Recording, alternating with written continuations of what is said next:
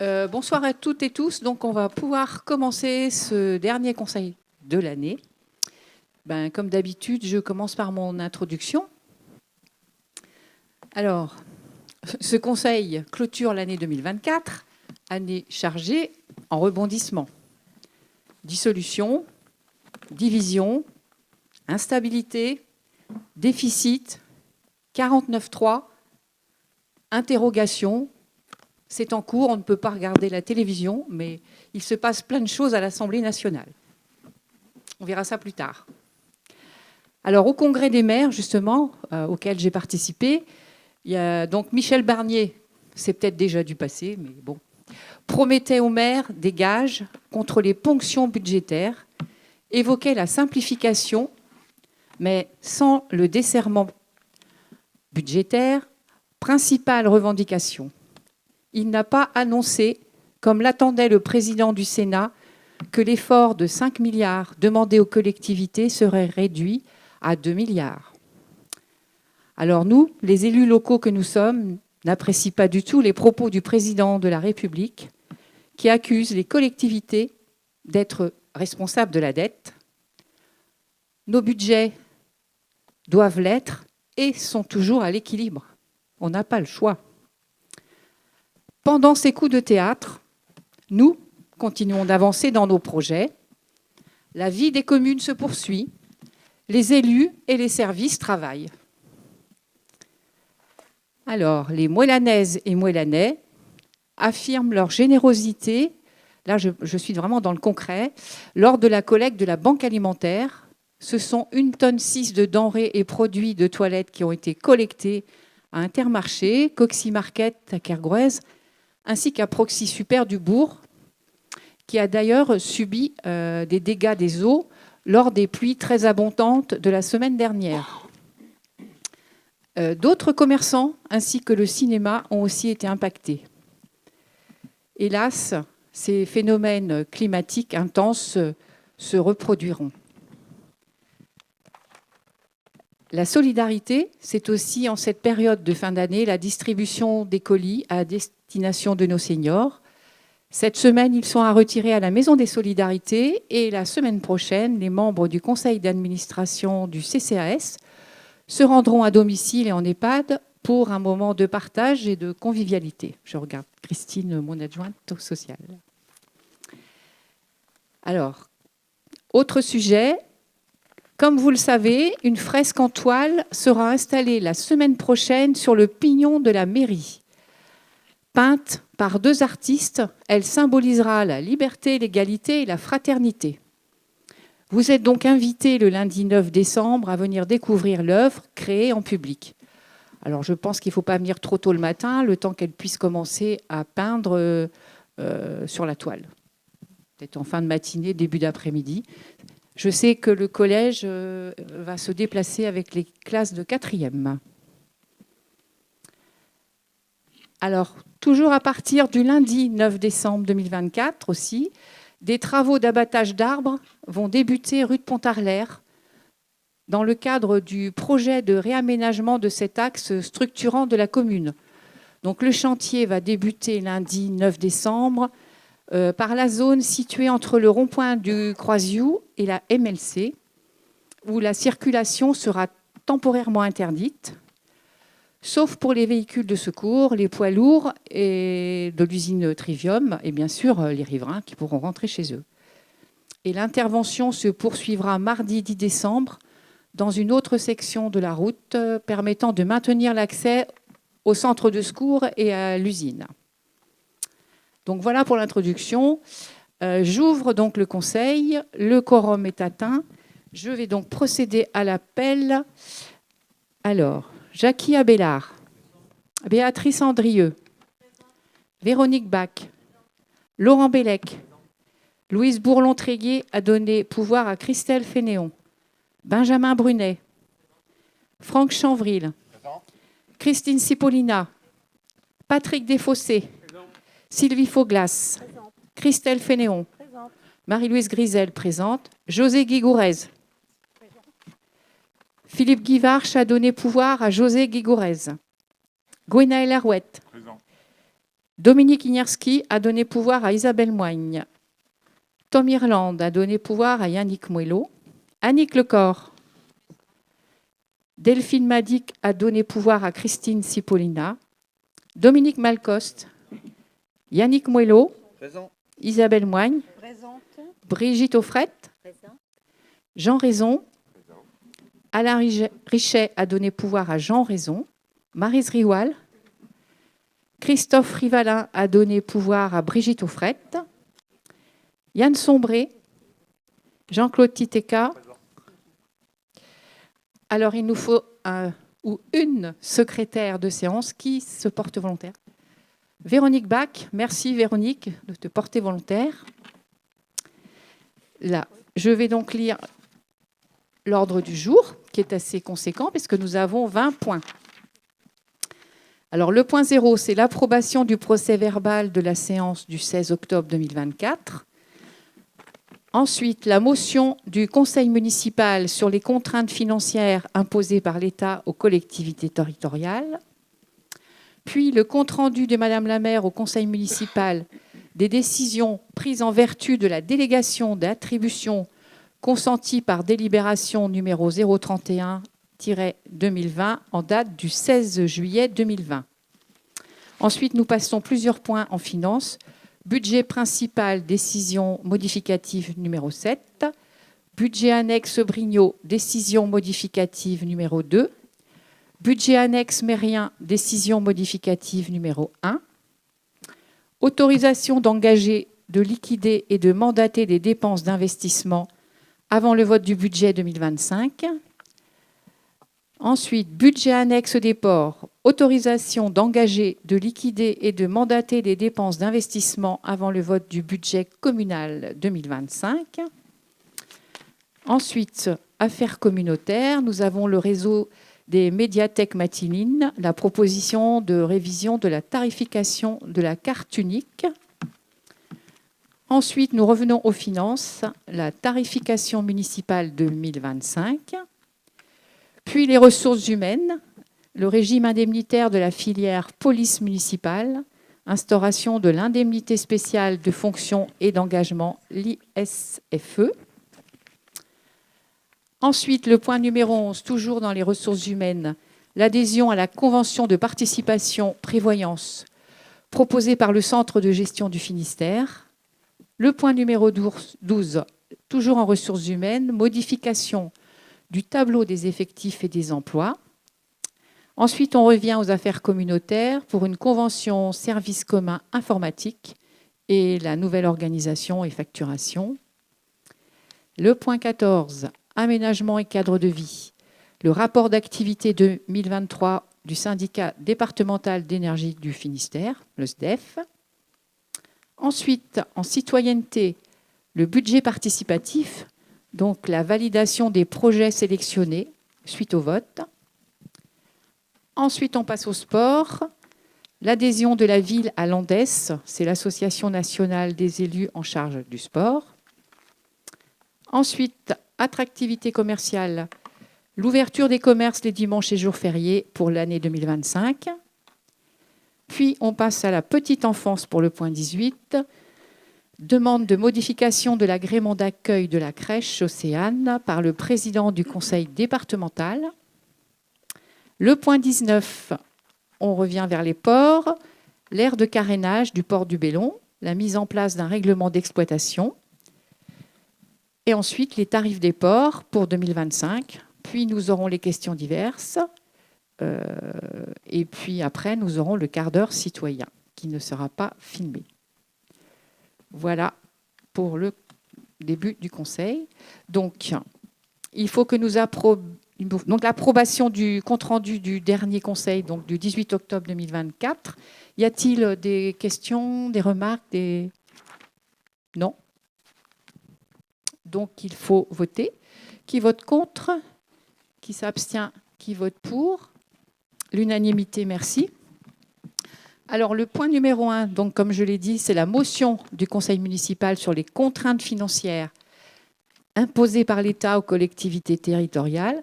Donc, je vais donner la parole à Franck Chanvril, qui est adjoint aux finances, pour évoquer cette motion que nous avons travaillé, bien sûr, alors évidemment, comme j'ai dit tout à l'heure, sans avoir pu anticiper le vote de censure qui a lieu en ce moment à l'Assemblée nationale. Donc là, on est vraiment au cœur du sujet ce soir. Voilà. Bonsoir à toutes et à tous. On est au cœur du sujet avec un rebondissement certain depuis la commission ressources qui avait lieu la semaine dernière. Et au moment où nous évoquions ce projet de motion, il n'était pas encore question d'une motion de rejet. Ça n'enlève rien au propos qui sera le nôtre ce soir, ni à notre volonté de marquer le coup, et de marquer le coup pour aussi prévenir, quel que soit le gouvernement futur, ce que les collectivités peuvent entendre et ne peuvent pas entendre quant à un effort contributif dit de redressement des finances publiques. Donc je vais vous faire lecture fidèlement du projet de motion et puis ensuite on aura le débat comme il est de coutume. Donc la motion, c'est la motion du Conseil municipal sur les contraintes financières imposées par l'État aux collectivités territoriales. Le constat dressé à l'occasion du discours de politique générale du Premier ministre, le 1er octobre dernier, celui d'un déficit public plus important que prévu et d'un endettement national qu'il devient impératif d'endiguer, impose une trajectoire des finances publiques vertueuses pour amener le déficit à 5% dès l'an prochain et 3% d'ici 2029. Pour autant, le projet de loi de finances pour 2025 présenté en Conseil des ministres le 10 octobre dernier contient des propositions de nature à faire peser des contraintes financières insoutenables pour les collectivités locales. L'instauration d'un prélèvement sur ressources fiscales pouvant atteindre 2% des recettes réelles de fonctionnement de certaines collectivités territoriales, celles dont les dépenses réelles de fonctionnement constatées à l'arrêté des comptes 2023 sont supérieures à 40 millions d'euros, afin d'abonder un fonds dit de précaution au bénéfice des collectivités les plus en difficulté. La provision viendra abonder à compter de 2026 le système de péréquation horizontaux existants entre les différents niveaux de collectivité, le fonds de péréquation intercommunal pour le bloc communal, le fonds national de péréquation des droits de mutation à titre onéreux pour les départements et le fonds de solidarité régionale pour les régions. Et ceci avec un rôle central confié au comité des finances locales, ce qui enlève d'ailleurs toute appréciation de ce que pourraient être à terme ces reversements.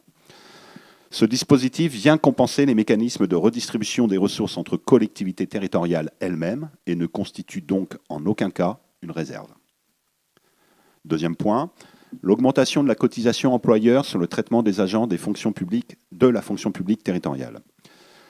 Cela, nous dit-on, pour contribuer au redressement de la Caisse nationale de retraite des agents des collectivités locales, qui est prévu dans l'avant-projet de loi de financement de la sécurité sociale en cours de discussion. Il ne l'est plus, puisque de facto, depuis lundi, une motion de rejet a été déposée.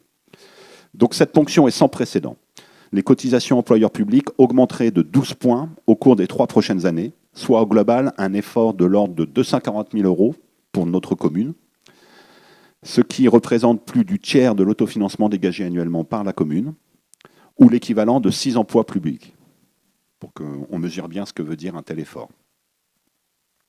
Autre point, la baisse de 2 points du fonds de compensation pour la taxe sur la valeur ajoutée, et l'exclusion de certaines dépenses, notamment les dépenses d'entretien des bâtiments, de la voirie, qui aura un impact direct sur les recettes des collectivités territoriales, lesquelles, je le rappelle, portent plus de 70% de l'investissement public en France.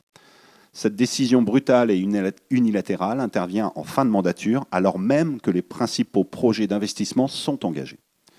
Ce désengagement financier de l'État ne peut se traduire que par un endettement plus important des collectivités territoriales. La diminution du fonds vert pénalisera également les collectivités les plus engagées en matière de sobriété, ce qui est en contradiction totale avec les enjeux de transition énergétique et constitue un très mauvais signal aux réponses attendues par nos concitoyens face à l'urgence climatique. L'effort de contribution des collectivités territoriales au redressement des finances publiques est annoncé à hauteur de 5 milliards, vous le rappelez tout à l'heure, Madame la maire, dont 3 milliards pour financer le fonds dit de précaution, 1,2 milliard d'euros pour le gel de la dynamique de la TVA et 800 millions d'euros obtenus par la réduction du taux de remboursement du fonds de compensation de la TVA et l'exclusion de certaines dépenses de fonctionnement. Les associations d'élus locaux estiment de leur côté que l'effort global est à minima de l'ordre de 10 milliards d'euros. Compte tenu de la hausse de la cotisation des employeurs territoriaux à la CNRACL, estimée à 1,3 milliard d'euros, l'amputation de 60% du fonds vert, 1,5 milliard d'euros, mais aussi des variables d'ajustement et de la non-indexation de la dotation globale de fonctionnement, respectivement 487 millions d'euros et 500 millions d'euros. On arrive assez vite à 9 à 10 milliards de ponctions sur les finances locales. L'effort de contribution au redressement des finances publiques attendu par le gouvernement est donc sans précédent, alors même que les principaux projets de la mandature sont engagés. Pour mémoire, la baisse de la dotation globale de fonctionnement, 11,5 milliards d'euros, échelonnée sur 4 ans de 2014 à 2017, a eu comme conséquence immédiate une diminution de l'épargne brute de l'ensemble des collectivités locales de plus de 20% et un repli des investissements d'environ 25% au cours de la mandature 2014-2020. L'impact des mesures du projet de loi de finances pour 2025 pourrait se traduire par un nouveau repli des investissements, évalué sommairement à 15% par les associations d'élus locaux, lequel semble quasi inévitable tant les économies de fonctionnement seront difficiles à atteindre. Les collectivités territoriales ne sont pas responsables des déficits ou de l'endettement de la France. Quand la dette de l'État est passée de 20% du produit intérieur brut en 1982 à 111% en 2023, celle des collectivités locales est restée stable tout au long de cette période et inférieure à 10% du produit intérieur brut. Et ce, malgré des transferts de charges réguliers de l'État non compensés financièrement. La commune de Moëlan-sur-Mer partage le souhait des associations d'élus locaux d'engager un dialogue franc, informé et équilibré avec l'État pour rétablir une situation dont tous se doivent d'être solidaires. Ce dialogue leur a été refusé. Les finances locales et le travail des agents territoriaux ont été trop souvent caricaturés, encore ces dernières semaines. Dans ce contexte, les élus de la commune de Moëlan-sur-Mer, à l'instar de nombreuses assemblées d'élus locaux, expriment une profonde inquiétude et dénoncent par la présente motion les mesures budgétaires que l'État entend imposer dans le projet de loi de finances pour 2025. La reprise en main des budgets locaux par l'État est inacceptable. Elle constitue un recul sans précédent du mouvement de décentralisation engagé en 1982 et contredit le principe constitutionnel de libre administration des collectivités territoriales. Au-delà, ces mesures budgétaires menacent l'offre de services publics de proximité à laquelle nos administrés sont particulièrement attachés et remettent en cause nos politiques sociales et le bien-vivre ensemble. En conséquence, les élus de la commune de Moëlan-sur-Mer expriment le souhait que le gouvernement revienne sur les mesures particulièrement injustes pour les collectivités territoriales et qu'un véritable dialogue s'instaure pour œuvrer enfin à une véritable décentralisation où les responsabilités seraient mieux réparties, sans les doublons coûteux qui peuvent exister, et avec des politiques publiques plus simples et plus efficientes, pensées au plus près du terrain. Il est donc proposé au Conseil municipal de valider cette motion sur les contraintes budgétaires imposées par l'État aux collectivités territoriales. Merci Franck. Oui, y a-t-il des questions? Monsieur Titeka, vous pouvez prendre le micro.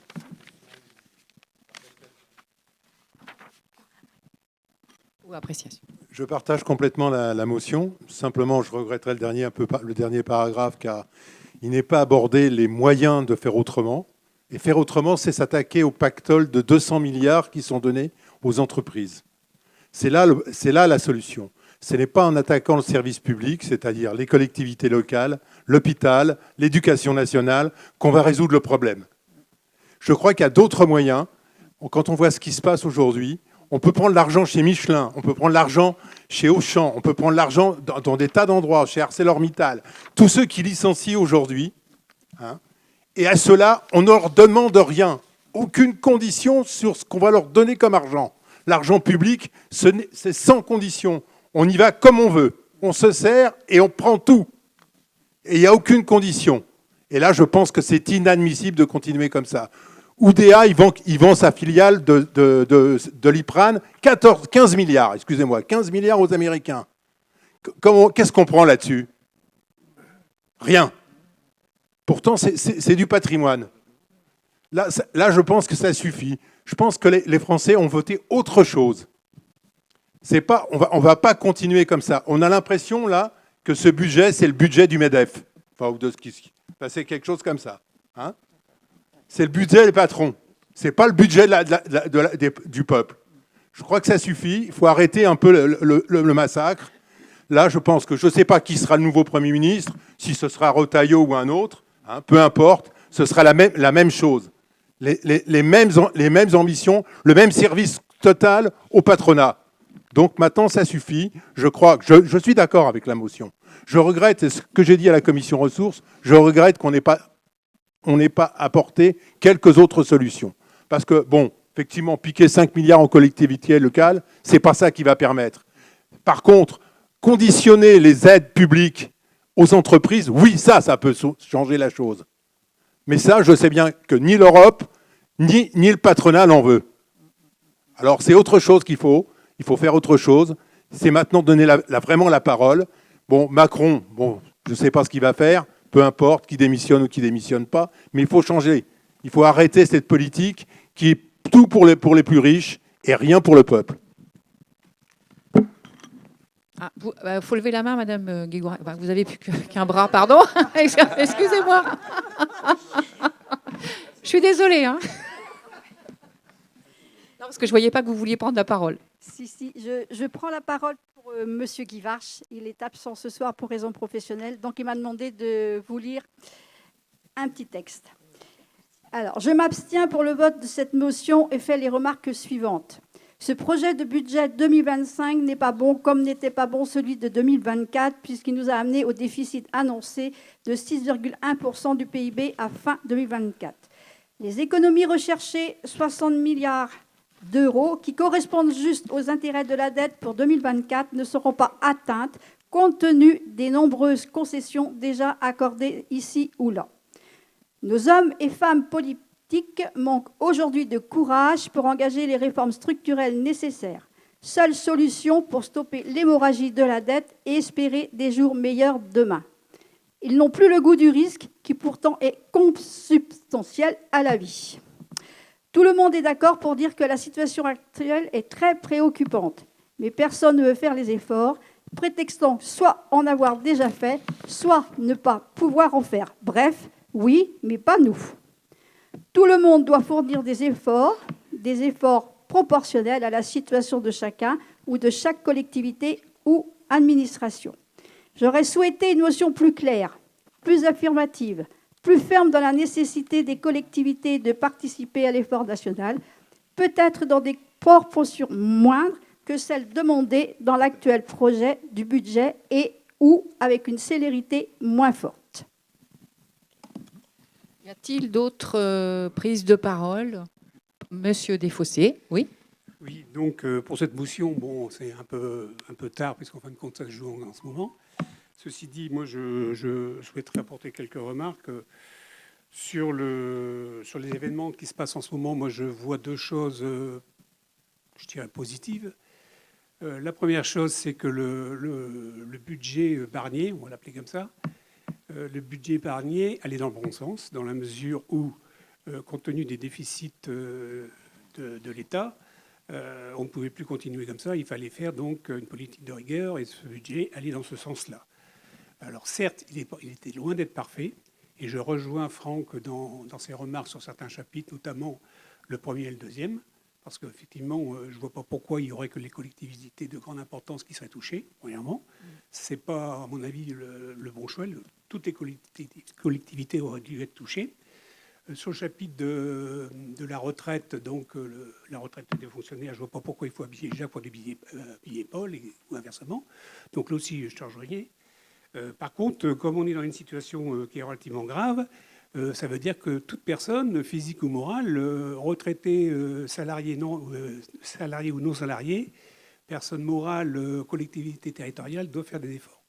Donc, effectivement, ce budget nécessitait des aménagements, comme par exemple peut-être la remise en place de la taxe d'habitation, par exemple, et ensuite devait déboucher sur des grandes réformes du style maintien du système social, restructuration de la collectivité territoriale, mise en place d'une transition écologique réelle, ce qui n'est pas le cas aujourd'hui, et enfin, asseoir vraiment la puissance de l'Europe au niveau mondial, chose qui n'est pas le cas aujourd'hui. Donc tout ça demandait un peu de temps. Bon, on n'a pas le temps avec ce qui se passe aujourd'hui. L'autre point positif que je voyais, c'était dans la constitution de l'Assemblée nationale, je voyais peut-être l'apparition d'une démocratie parlementaire. Mais c'était que nini, hein, c'était peut-être ne pas connaître assez nos hommes politiques, parce qu'ils ne nous ont même pas laissé quelques semaines pour voir ce qui allait se passer. Chacun pensait plus à son clocher qu'à l'État, il faut dire ce qui est. Et donc, on préfère son fauteuil que les dettes de l'État. Et cette démocratie parlementaire éventuelle a été très rapidement balayée. Malheureusement pour nous, parce qu'on aurait pu aborder, à partir d'un socle qu'on peut imaginer entre les partis de gouvernement communs, et ensuite on a aménagé, on pouvait bâtir quelque chose qui allait, on va dire, pour être, on va dire, un parti de gouvernement de gauche, de gauche jusqu'à la droite, on pouvait bâtir quelque chose qui aurait pu satisfaire une grande majorité de l'Assemblée et des Français. Mais ce n'est pas le cas, et je le déplore, et c'est malheureux. Je déplore surtout que notre classe politique, franchement, ne soit pas à la hauteur des événements. Et bon, ce fait, bon, voilà. Sur le texte par lui-même, Franck, bon, comme je pense qu'aujourd'hui, la motion n'a plus de raison d'être pour moi, donc je vais m'abstenir sur la motion. J'ai des points d'accord avec toi sur son texte, mais pour l'instant, je pense que le texte n'est plus d'actualité. Donc, pour cette raison, je m'abstiens. Y a-t-il d'autres prises de parole? Non. Franck, tu veux répondre par rapport Je vais. Oui, on est là pour débattre aussi. On a déjà débattu en commission largement. D'un contexte, mais ça appelle quelques précisions, puisqu'il y a eu des expressions et dans la continuité de ce qu'on a pu échanger la semaine dernière. Donc, pour les personnes qui nous écoutent ou qui sont présentes ce soir, d'abord, la tonalité de cette motion, on en a parlé la semaine dernière. Nous avons souhaité présenter un texte factuel, dégagé de nos diversités d'expressions politiques et ramené à la responsabilité qui est la nôtre, celle d'élus locaux. Il ne m'appartient pas, moi, de dire ce que le gouvernement devrait proposer, ni à Madame la maire, ni a fortiori à Madame la maire, ni à quiconque dans cette Assemblée, de dire ou de voter une motion pour dire nous souhaitons que le projet de loi de finances soit orienté de telle ou telle manière. En tout cas, c'est notre position sur le sujet. Par contre, effectivement, de partager une préoccupation réelle et une crainte réelle. Que cherche-t-on avec ce projet de loi de finances? Alors, il est peut-être pas totalement enterré, on ne sait pas ce que va donner le vote à l'Assemblée nationale aujourd'hui. Et au-delà, même si le gouvernement Barnier était renversé, je rappellerai simplement que le gouvernement peut mettre un certain temps à démissionner et que si le projet de loi de finances n'était pas adopté avant le 21 décembre prochain, il est possible que certaines de ces mesures soient mises en œuvre par ordonnance. En tout cas, la CNRACL, l'augmentation de la CNRACL, ce sera un simple décret. Donc il appartiendra au prochain gouvernement de le mettre en œuvre, quel que soit le gouvernement en place. Bref, c'est pas ça que je voulais dire. Ce que je voulais dire, c'est que dans ce texte, on a repris une tonalité assez proche d'ailleurs d'une motion qui a été présentée et débattue au Conseil communautaire, dans lequel, factuellement, on souhaite informer chaque élu ici présent, la population, de la réalité de ce qui pouvait entrer en vigueur dès 2025, et donc générer beaucoup, de notre point de vue, beaucoup d'effets désastreux. Parce qu'enfin, je l'ai dit, c'est quand même les collectivités locales qui investissent dans ce pays, ce n'est pas l'État. Or, qu'est-ce qu'on cherche? On cherche à ralentir l'activité économique par une mesure comme celle-là. Je l'ai dit, dans le texte, c'est écrit, probablement un repli à minima de 15% des investissements publics. Je ne suis pas sûr que ça contribue au maintien de l'emploi, ni a fortiori à une dynamique économique, et notamment sur le plan local. Donc voilà, nous, ça nous préoccupe. Alors, je vais regretter quelque part, finalement, que la discussion du texte n'aille pas jusqu'à son terme, parce que si vous avez suivi un peu l'actualité, notamment la semaine dernière, eh bien, les sénateurs étaient en train de proposer des choses qui n'étaient pas si mal que ça. Ce fameux fonds de réserve là, qui était mentionné dans la motion, d'abord, il préconisait de le ramener à 1 milliard d'euros au lieu de 3, donc déjà divisé par 3, cet effort.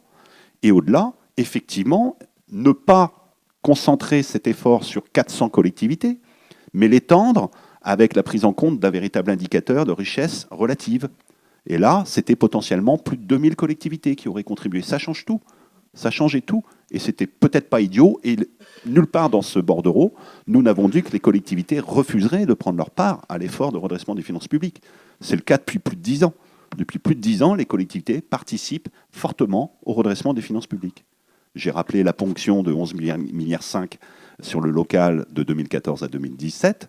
Et je rappelle aussi que depuis plusieurs années, la dotation globale de fonctionnement que l'État verse annuellement aux collectivités est gelée. Donc tous les ans, de facto, nos dépenses, elles continuent à augmenter. Donc on intègre une stabilité d'une ressource, pour ne pas dire parfois une diminution, mais le coût de la vie nous impacte et on perd du pouvoir d'achat en tant que collectivité. Donc les collectivités prennent déjà une part importante à la couverture du déficit de l'État.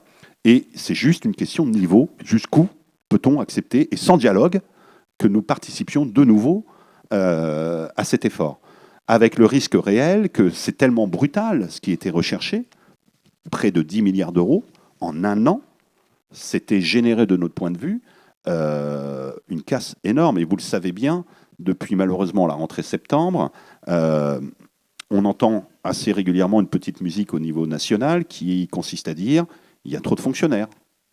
Il y a trop de fonctionnaires dans ce pays.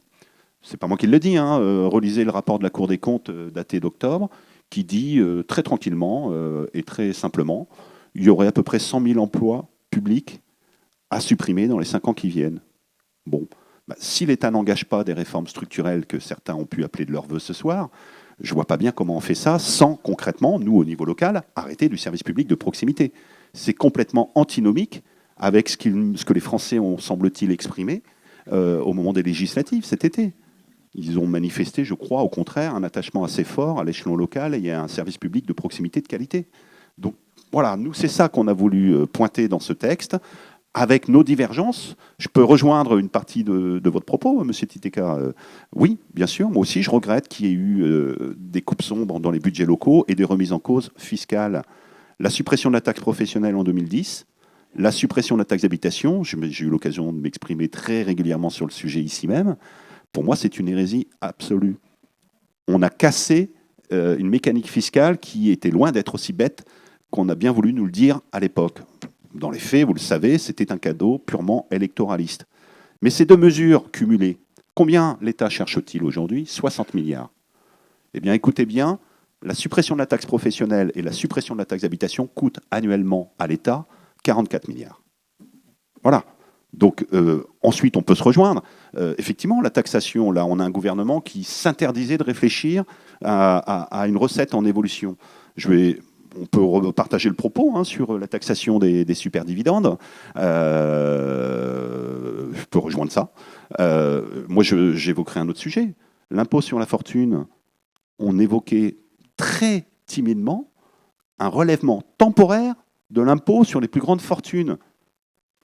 24 500 foyers concernés pour 1,5 milliard sur 60 milliards recherchés. Voilà, la copie pour nous n'était pas justifiée. Et en tout cas, pour revenir au débat qui nous anime ce soir, on a voulu dénoncer effectivement cette ponction qui, pour nous, allait générer beaucoup de dégradation du service public à l'échelon local. Et voilà, c'est ce sur quoi on vous invite à vous prononcer. Allez-y, Monsieur Titeka. Juste, je partage la motion globalement. Simplement, je veux dire une chose. Les collectivités territoriales, elles ne peuvent pas se délocaliser. Par contre, les grandes entreprises touchent de l'argent et délocalisent leur production. La grosse différence, elle est là. Aucune collectivité locale ne pourra se délocaliser. On va leur prendre de l'argent alors qu'on va en donner à des entreprises qui, elles, délocalisent leur production. Avec tous les licenciements qu'il va y avoir assez rapidement, là, c'est dramatique ce qui est en train de se passer. Je suis d'accord avec vous. Peut-être ajouter quand même, là, on n'a pas du tout évoqué notre président de la République. Je pense que c'est quand même lui, au départ, qui a appuyé sur la gâchette, si je puis dire. Et voilà où on en est, quoi. C'est vrai que c'est dramatique et c'est désolant d'en arriver là. Monsieur Desfossés. Un petit retour sur la taxe d'habitation où je partage l'avis de Franck. Effectivement, c'était une hérésie parce qu'en fin de compte, on retire des moyens de financement aux collectivités territoriales, notamment les communes, ça c'est sûr et certain.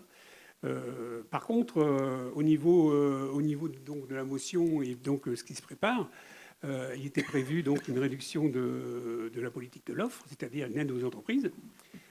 Donc ça rejoignait un peu ce que disait Jean-Claude, à savoir une réduction, enfin on prenait un peu plus de charges pour limiter un peu les aides qu'on donnait aux entreprises, parce qu'aujourd'hui, on est dans une politique de l'offre, enfin, aujourd'hui, depuis 2 ou 3 décennies, hein, parce que si on ne fait pas ça, c'est la politique de l'inflation, donc on choisit la politique de l'offre. Et donc là, on avait choisi de le freiner, ce qui était bonne chose. Avec la motion de censure, si elle est votée ce soir, tout ça tombe à l'eau. Donc en fin de compte, on repart dans un cycle de dépassement, et donc ça ne satisfait absolument pas ce que tu viens de dire, Jean-Claude, tout simplement. Bon, s'il n'y a pas d'autres remarques, on va passer au vote, hein, parce qu'on a quand même beaucoup de points ensuite à passer. Alors, qui est contre cette motion? Qui s'abstient? 1, 2, 3, 4, 5 abstentions. Et qui est pour? Merci. Avec des réserves. Mais merci quand même pour tout ce débat que nous avons pu avoir, pour la deuxième fois d'ailleurs, parce qu'il était aussi intéressant en commission quand on a débattu l'autre jour. Alors, le deuxième point, donc, c'est les décisions prises en vertu de ma délégation d'attribution. Donc là, je vais vous lire le bordereau. La délégation de signature, hein, donc un arrêté de délégation de signature pour l'instruction des actes relatifs aux autorisations d'occupation du sol. Ensuite, il y a la convention de servitude de Enedis, la section ZN parcelle 0002 à l'Anjou. Ensuite, les marchés publics, l'assurance de la flotte automobile 2025. Donc, on avait donc résilié notre contrat de flotte automobile par la compagnie d'assurance Great Lakes SE de Pilio Assurance, donc à la fin décembre 2024. Hein. Donc, on a consulté 3 autres assurances, Pilio, SMACL, Groupama. Et donc, la date de remise des plis, c'était le 31 octobre à 12 h. Pilio Assurance n'a pas été en mesure de communiquer une offre d'assurance à temps. Les 2 autres assurances ont transmis leurs propositions dans les délais, respectivement le 17 et le 29 octobre 2024.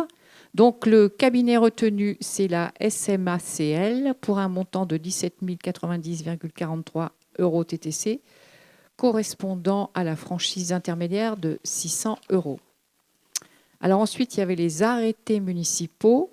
L'arrêté de fongibilité des crédits M57 en date du 8 juillet 2024 portant virement de crédit de chapitre à chapitre pour la décision modificative budgétaire numéro 2, considérant le besoin d'ajuster la section d'investissement pour 114 500 €.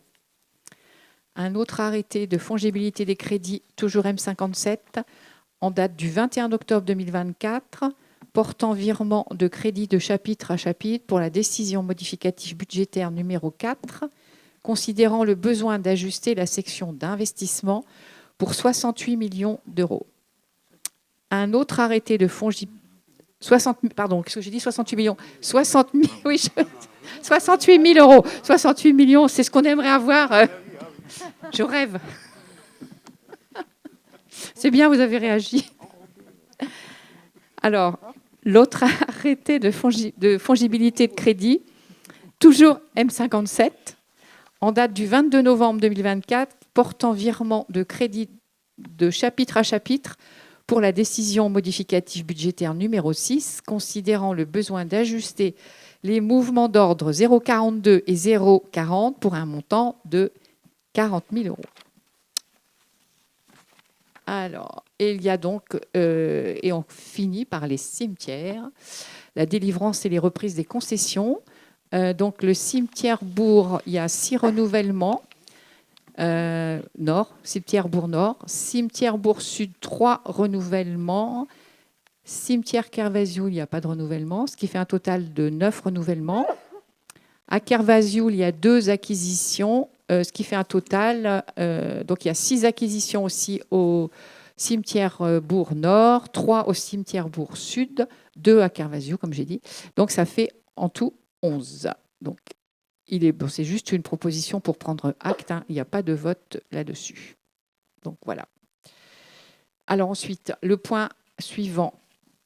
Donc, c'est Franck Chanvril, les finances, c'est le budget principal, donc la décision modificative numéro 7. Je vais aller assez vite puisque c'est un point que nous avions déjà abordé au Conseil d'octobre, que nous avions différé au Conseil de ce soir. Nous n'avions pas voté ce bordereau pour la simple et bonne raison que vous aviez souhaité qu'un certain nombre de contrôles soient faits sur des erreurs possibles. Ça a été fait. Donc voilà la raison pour laquelle un certain nombre de virements ont fait l'objet d'une DM par fongibilité, décision modificative par arrêté de Madame la maire. Et donc, ce qui ne pouvait pas l'être est reproposé au vote ce soir. En l'occurrence, ce soir, nous proposons un ajustement côté dépenses de fonctionnement de la masse salariale de plus 50 000 euros dans la perspective d'un ajustement au vu de ce qui pourrait être le niveau des dépenses à fin d'année 2024. Voilà. Pour financer ces plus 50 000 euros de masse salariale, nous procédons à un certain nombre d'ajustements par des diminutions au chapitre 011, charge à caractère général. Je ne veux pas forcément les passer tout en revue. Vous avez eu le bordereau et on a pu en discuter en commission des ressources. Mais voilà, plus 50 000 euros en masse salariale, moins 45 000 euros au chapitre 011 et nous ajustons également plus 5 000 euros côté recettes pour les remboursements sur rémunération du personnel. Voilà. Autre point de cette décision modificative, côté section d'investissement, nous abondons les crédits ouverts pour l'opération crèche, 34 000 euros supplémentaires sont proposés pour des travaux complémentaires, signalétique et fin de chantier, donc un montant légèrement supérieur à l'ouverture des crédits que nous avions initialement votés. Et 4 000 euros pour l'achat de mobilier en accord avec l'ouverture de 4 places supplémentaires à compter du 1er janvier 2025. Donc on va donc aussi augmenter un peu la capacité d'accueil de la crèche et je crois qu'on doit tous s'en féliciter. Voilà, pour financer ce plus 34 000 euros côté dépenses d'investissement, nous avons inscrit en recette des subventions qui nous ont été notifiées. 6 700 euros pour l'opération Cargouès. Et également, donc ça c'est je ne sais plus qui nous finance sur Cargouès. Les amendes de police, d'accord, merci. Et également, plus 27 300 euros de recettes attendues de la CAF, justement, de la Caisse d'allocation familiale, justement pour l'opération de réhabilitation de la crèche. Voilà, et l'équilibre se fait comme cela. Y a-t-il des questions, des remarques? Bon, on va passer au vote. Qui est contre? Qui s'abstient? Qui est pour? L'unanimité. Merci. Donc, c'est toujours Franck Chanvril pour le budget annexe du port de Brignoud. Je vais aller encore plus vite que pour le précédent bordereau, puisque là, on est sur un ajustement vraiment technique. Sur le budget annexe port de Brignoud, nous avons un montant à ajuster pour les dotations aux amortissements. Donc, ce sont des écritures comptables. Hein. On investit et on doit amortir ensuite les investissements que nous avons réalisés. Donc, nous avions insuffisamment budgété ce poste de dépense. Nous avions prévu 15 000 euros. Il faut qu'on passe à 20 000 euros, plus 5 000 euros. Et nous avons également plus 500 euros pour une dotation dépréciation des actifs circulants à la demande du trésorier public. Voilà, donc plus 5 500 euros. Et nous finançons ce plus 5 500 euros par une diminution du virement de la section de fonctionnement à la section d'investissement. Voilà, d'où l'équilibre qui vous est présenté. Merci Franck. Pas de remarques non plus sur ce point, ça a été vu en commission. Alors, qui vote contre? Qui s'abstient? Qui vote pour? L'unanimité, merci. Alors maintenant, on va passer au port de Brignoud, toujours pour le budget annexe avec Franck. Même cause, mêmes effets. Également des ajustements techniques. Donc là aussi, nous devons... pardon, mais rien, pardon. Oui. Nous devons ajuster la dotation aux amortissements sur immobilisation pour 3 000 euros. Et donc, nous jouons de la même manière sur le virement à la section d'investissement. Voilà, donc écriture, somme toute, très technique. Pas de remarques non plus, ni de... Bon, écoutez, on va voter. Qui vote contre? Qui s'abstient? Qui vote pour? L'unanimité, merci. Alors ensuite, il y a l'autorisation d'engager, de liquider, de mandater des dépenses d'investissement avant le vote du budget. Et c'est toujours Franck Chanvril. Donc c'est une délibération que nous prenons chaque année au mois de décembre, puisque vous le savez, nous votons notre budget en mars. Il faut bien que nous puissions assurer la continuité budgétaire. Donc sans budget voté, nous ne pourrions pas fonctionner en janvier-février si nous ne votions pas ce bordereau. D'accord ? Donc ce bordereau, il nous autorise tout simplement, en vertu des dispositions de l'article L1612-1 du Code général des collectivités territoriales, eh bien, d'autoriser jusqu'à l'adoption du budget, ou avant cette date, l'exécutif de la collectivité territoriale, sur autorisation, donc sur délibération que nous vous proposons ce soir, bien d'engager, liquider ou mandater les dépenses d'investissement dans la limite du quart des crédits ouverts au budget de l'exercice précédent, non compris les crédits afférents au remboursement de la dette. Voilà, donc il vous est proposé de nous donner cette autorisation. Les montants sont précisés dans le bordereau, donc 42 500 € pour les immobilisations incorporelles, 642 250 € pour les immobilisations corporelles et 210 500 € pour les immobilisations en cours, ou encore 92 500 € pour les subventions d'équipement versées. Donc ce qui correspond au quart des crédits de l'année précédente. Oui, Monsieur Titeka, allez-y. Non, Larc, je me serais abstenu sur le budget, mais sur le mécanisme, je peux ne être que d'accord. D'accord, merci. Pas d'autres remarques? Alors nous passons au vote. Qui est contre? Qui s'abstient? Alors, attends. On recommence. Qui est contre? Qui s'abstient? Personne. Qui vote pour? L'unanimité. Alors, maintenant, on passe la même chose. C'est pour le vote du budget des ports. Oui. Toujours avec Franck Chanvril. C'est la même délibération, mais cette fois-ci appliquée aux budgets annexes de la collectivité.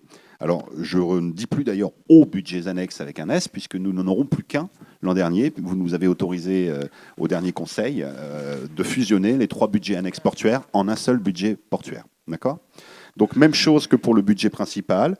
Pour pouvoir fonctionner en l'attente du vote du budget qui interviendra en mars, eh bien, nous vous demandons de bien vouloir voter une autorisation à engager, liquider, mandater dans la limite du quart des crédits ouverts sur ces 3 budgets annexes en 2024, ce qui représente pour les immobilisations incorporelles un montant de 2 500 €, pour les immobilisations corporelles 21 750 €, pour les immobilisations en cours 114 125 €.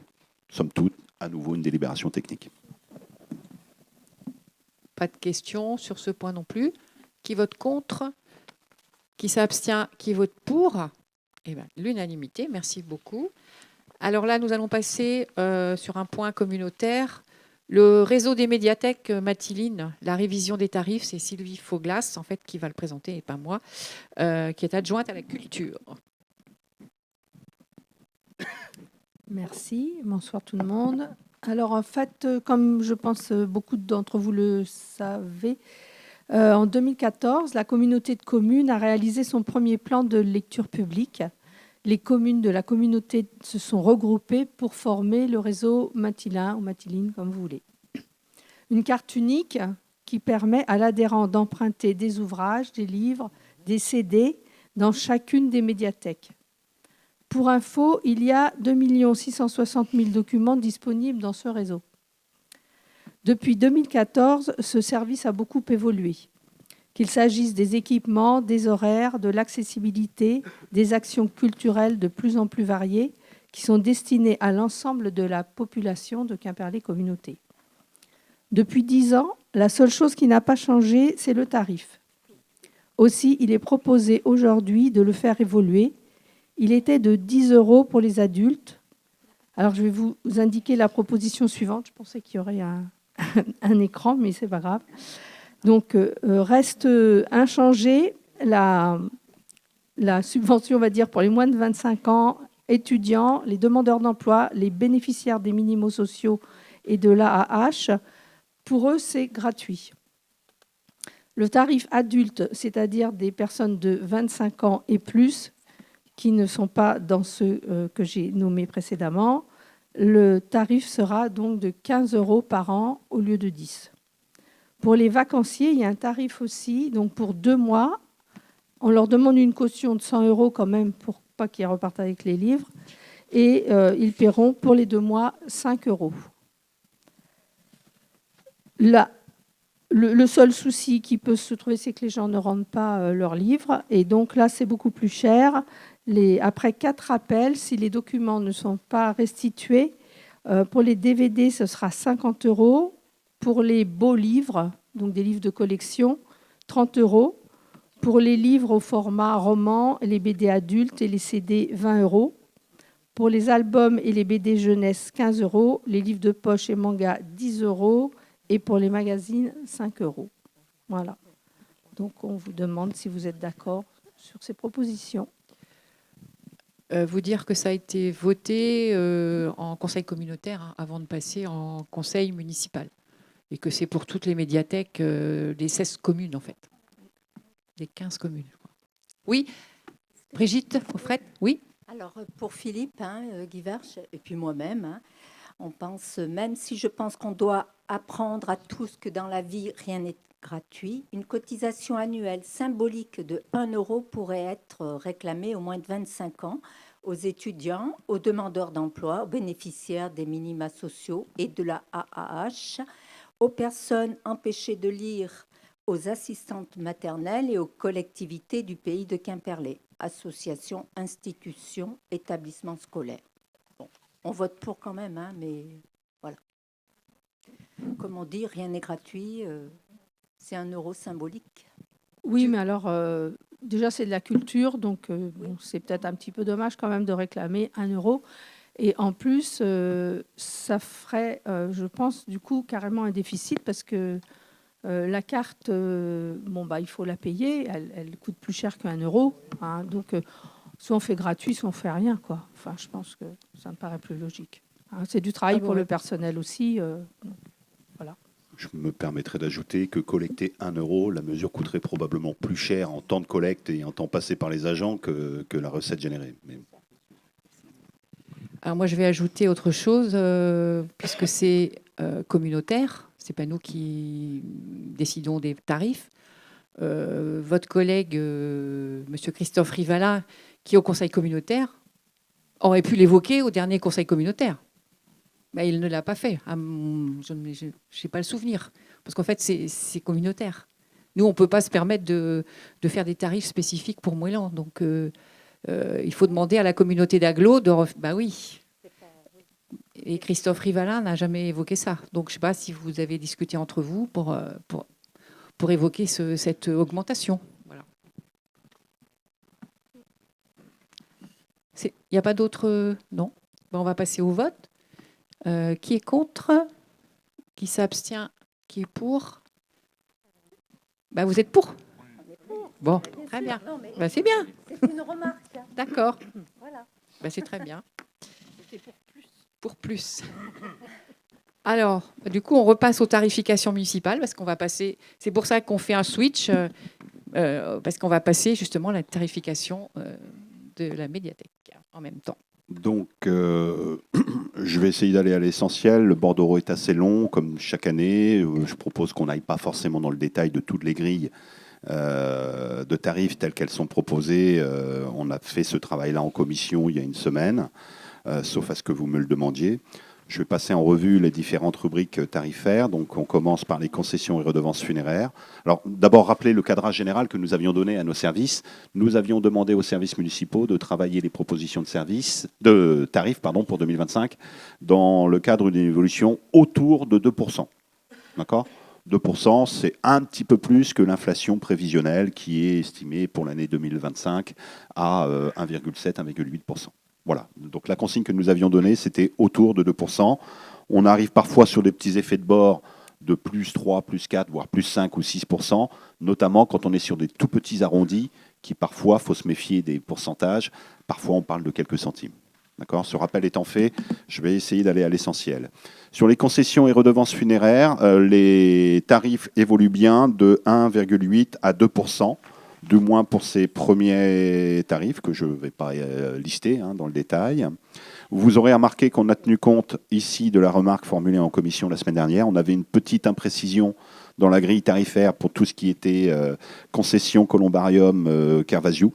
Donc on a repris la grille et précisé effectivement pour tenir compte de la remarque que vous avez formulée. Effectivement, on a bien des systèmes 4 urnes ou 2 urnes. Donc c'est plus précis et on en a tenu compte. Concession qu'a vu en Aubourg, donc même chose, hein, augmentation dans le cadre de la norme qui était attendue. Les redevances funéraires et caveaux provisoires, les 3 derniers tarifs ici demeurent inchangés puisque là ils sont réglementés au plan national. Donc nous n'avons pas la possibilité de les faire évoluer. Pour ce qui est des redevances services culturels pour la bibliothèque, je ne vais pas forcément revenir dans le détail, on vient de le voter en accord avec les propositions Rhizomateline. Donc on retrouve là leur traduction évidemment dans la grille tarifaire et on retrouve bien les nouveaux tarifs proposés en cas de non-restitution de documents pour responsabiliser tout à chacun au fait qu'un livre ça a un coût et que quand il n'est pas restitué ça pénalise aussi d'autres lecteurs. Voilà. Donc, et bien entendu, avec quelques rappels avant même que nous ne déclenchions ces frais de recouvrement. Sur l'ellipse, les tarifs billetterie, pas d'évolution. On est sur les mêmes tarifs que l'an dernier. Simplement, on a apporté quelques précisions. La grille était assez peu précise, il faut le reconnaître. Donc voilà, on a rappelé que pour les pleins tarifs selon spectacle, ça va de 10 à 22 euros. Et que pour les tarifs pour les moins de 18 ans et de bonne heure d'emploi, selon spectacle, c'est de 6 à 18 euros, ce qui n'était peut-être pas assez clair dans les grilles l'an dernier. Pour les mises à disposition salles de spectacle de l'ellipse, nous sommes sur une évolution globalement de plus 1,7 à 2,16%, donc conforme au cadrage qui a été donné, au moins pour la partie haute de la grille. Et nous maintenons les tarifs inchangés pour tout ce qui est caution pour location, ménage ou petit matériel. Je poursuis. Pour les salles annexes, nous sommes sur des évolutions comprises de 1,14% à 5,58%. C'est pour des questions d'arrondi qu'on peut avoir ces petits effets de bord. Je ne rentre pas plus dans le détail. Pour les mises à disposition de la scène pour répétition, là aussi, nous faisons évoluer le tarif. Vous savez que le principe, c'est la gratuité de la mise à disposition de la scène pour répétition, jusqu'à 14 heures gratuites par an pour les associations moellanaises. En cas de dépassement de ce forfait de 14 heures qui est déjà très confortable, nous proposons, comme les années passées, un tarif horaire. Et donc, il est proposé à 15,30 €. Donc, une évolution de 30 centimes par rapport au tarif de l'année précédente. Pour les autres associations, nous sommes sur le tarif jour. 120 €, c'est plus 1,09%. Et pour le tarif heure supplémentaire, plus 1 €, ça fait plus 3,2%. Voilà. Il est rappelé que pour les écoles moellanaises, elles peuvent bénéficier de 3 répétitions pour chaque école sur des demi-journées et donc gratuitement. Pour la mise à disposition de personnel, nous sommes sur des tarifs qui sont modulés selon que les agents interviennent en journée jusqu'à 22 h ou après 22 h. Et nous faisons évoluer les tarifs de 1,85 à plus 2,06%. Pour les redevances gymnase, là aussi, nous sommes sur un cadrage évolution de plus 1,09% à plus 1,95%. On n'appelle pas de commentaires particuliers, je crois. Pour l'espace jeune, je rappelle que tout ce qui est tarif, activité, loisirs, jeunesse, donc c'est 1, 2, 3, 4, 5, 6 premières lignes, n'évolue pas, et n'évolue pas comme les années précédentes, puisque nous sommes sur des tarifs normés par la Caisse d'allocation familiale. Pour les mini-camps, séjours, stages, grande sortie, loisirs, ALSH, l'évolution va globalement de plus 1,95% à plus 2,3%. Même chose pour les mini-camps, séjours, stage, grande sortie, loisirs, ALSH. Je poursuis. Les activités sportives, gratuité. Pour les droits de place, on peut avoir, c'est là où on peut avoir quelques effets de bord qui nous amènent sur certains tarifs à jusqu'à plus 5%, même si globalement on respecte un cadrage à plus 2%.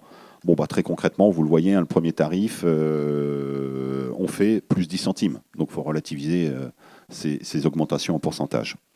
Je passe peut-être assez vite sur ces différentes grilles tarifaires. Elles n'ont pas soulevé, à ma connaissance, de remarques particulières en commission. Donc, je propose qu'on aille assez vite. Les droits de place, donc, pas de nouveauté sur les tarifs proposés. Et puis, donc, un cadrage qui va globalement de plus 1,8% à plus 6,67% pour des histoires de quelques centimes.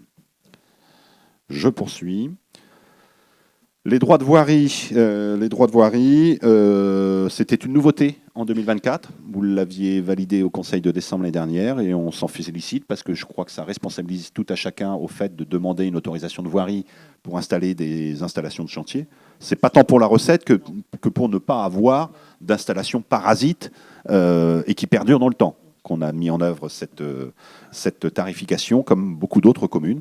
Et voilà, ça marche plutôt bien, en tout cas de notre point de vue. Donc les tarifs sont sur une évolution globalement de plus 2 à plus 3,3%. Voilà, je poursuis. Sur les tarifs d'hiver, coupe de bois, on a un tarif qu'on vote chaque année. Bon, il est proposé à 8,50 €, même si on ne l'a jamais activé véritablement.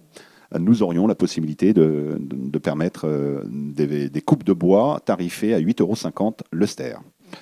Les tarifs photocopie appellent peut-être un petit complément de précision, comme nous l'avons fait en commission ressources la semaine dernière. Nous sommes sur une évolution de plus 25%. Le choix qui a été fait et que nous avons validé, c'est de dire nous nous alignons sur les tarifs que propose le privé. C'est-à-dire que là, sur ces tarifs-là, on voyait de plus en plus d'administrés venir à l'accueil de l'hôtel de ville pour demander des photocopies. Alors, pas simplement d'actes administratifs, parfois des photocopies par pur agrément, ou alors à la médiathèque de la même manière. Et il est vrai que sur les tarifs que nous pratiquions, on était somme toute très concurrentiels, mais qu'on n'a pas vocation à faire concurrence, de notre point de vue, à ce qui est proposé ailleurs, notamment dans la galerie marchande de l'Intermarché. Donc nous nous sommes alignés sur ces tarifs-là. Et puis on considère aussi que nos agents municipaux ont peut-être d'autres priorités que de faire des photocopies au quotidien. Il y a aussi la problématique des photocopies très, très personnelles, style ordonnance, qui fait que ça se promène quand même. Je trouve que, bon, il y en a encore. Moi, j'ai vu des arrêts de travail. Enfin, c'est pas... si ça peut être sécurisé d'une façon ou d'une autre, c'est quand même mieux, quoi, que ce soit la personne elle-même qui fasse sa photocopie. Bon, puis c'est purement réglementaire, en fait.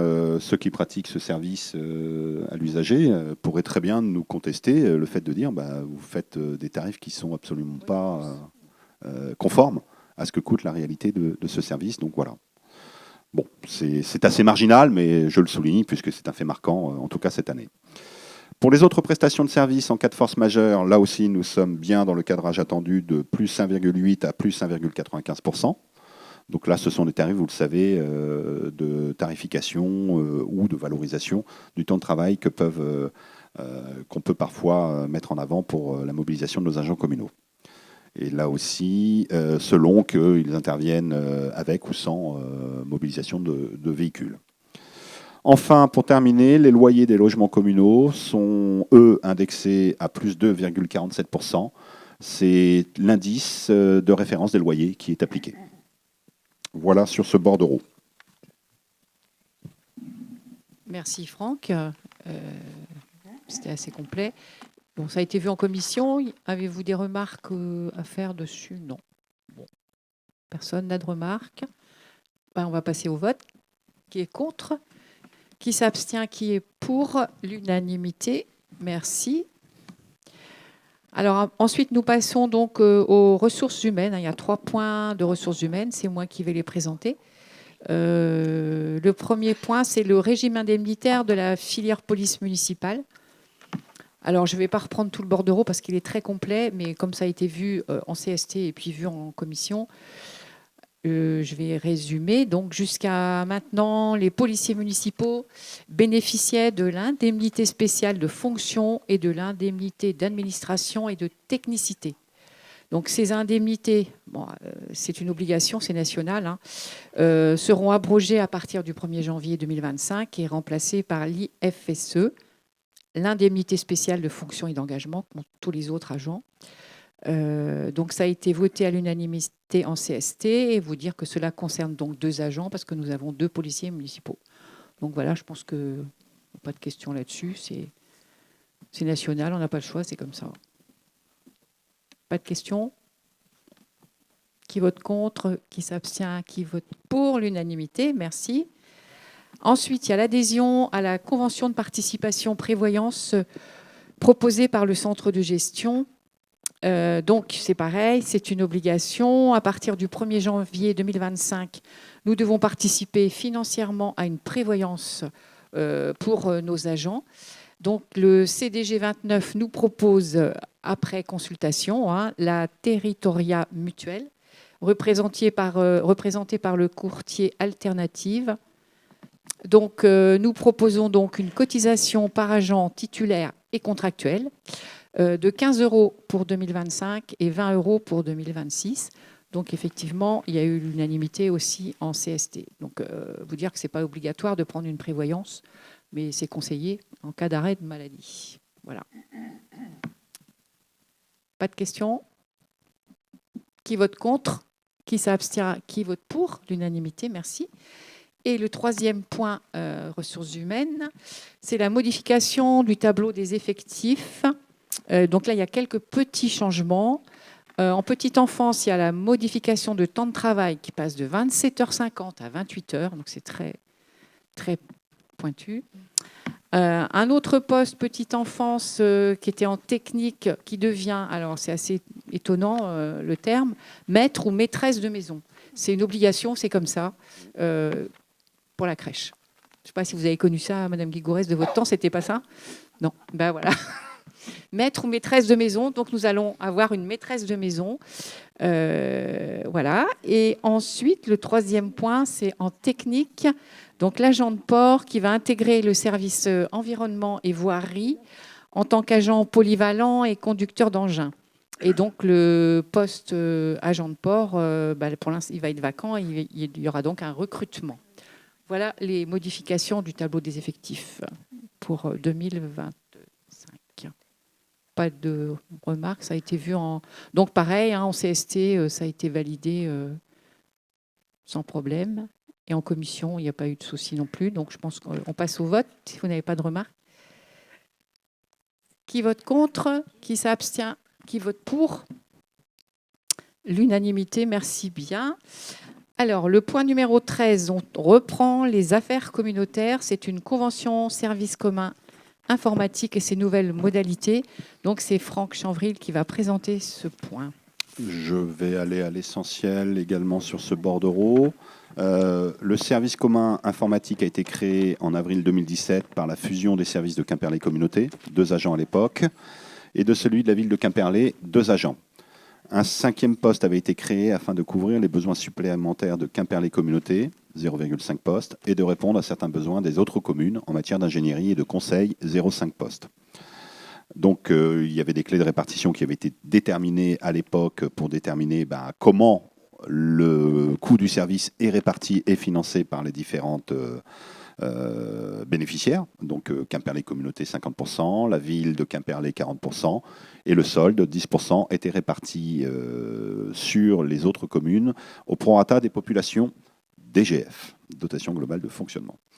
Dans la mesure où le service a déjà été renforcé le 1er mars 2023 par le recrutement d'un 6e agent, eh bien, ce 6e agent étant amené à ne travailler que pour les besoins de Quimperlé Communauté, eh bien, nous est proposé d'acter de clés de répartition du financement de ce service mutualisé en conséquence.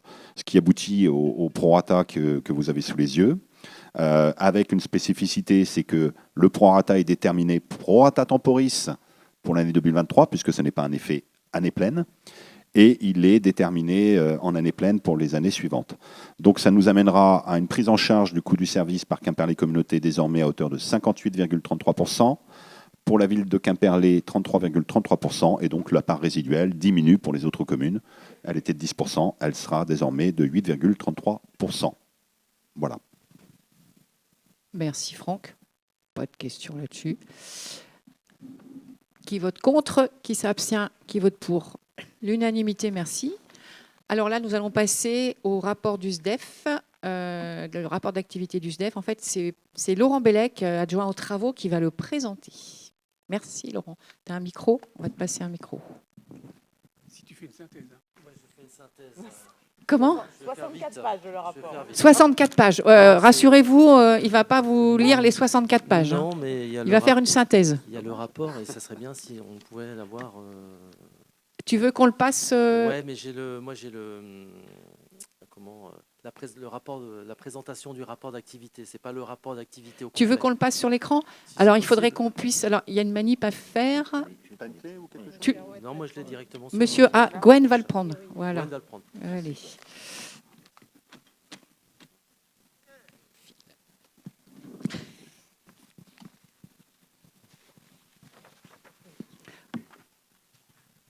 Donc, tu peux y aller quand même. Hein. Il faut un peu de temps. Il faut un peu de temps pour que ça, Oui, mais faut que ça chauffe. Bon, là, il y a une rétrospective 2023 sur les différents chantiers, les différentes activités du SDEF. Bon, vous verrez ça sur le rapport d'activité qu'on a eu en ligne. Il y a le bureau, il y a le pôle juridique, quelques chiffres, 43 marchés publics conclus, le nombre de procédures, 5 appels d'offres, 5 procédures adaptées. Après, il y a différents budgets alloués à cela. Il y a le pôle administratif et comptable. Il y a aussi le dossier, les rôles, les concessions. Alors, j'ai quelques chiffres en bref qui sont intéressants. 26 764 km de réseau électrique sur le Finistère. Je suis rendu au dossier 1, Gwen. Voilà.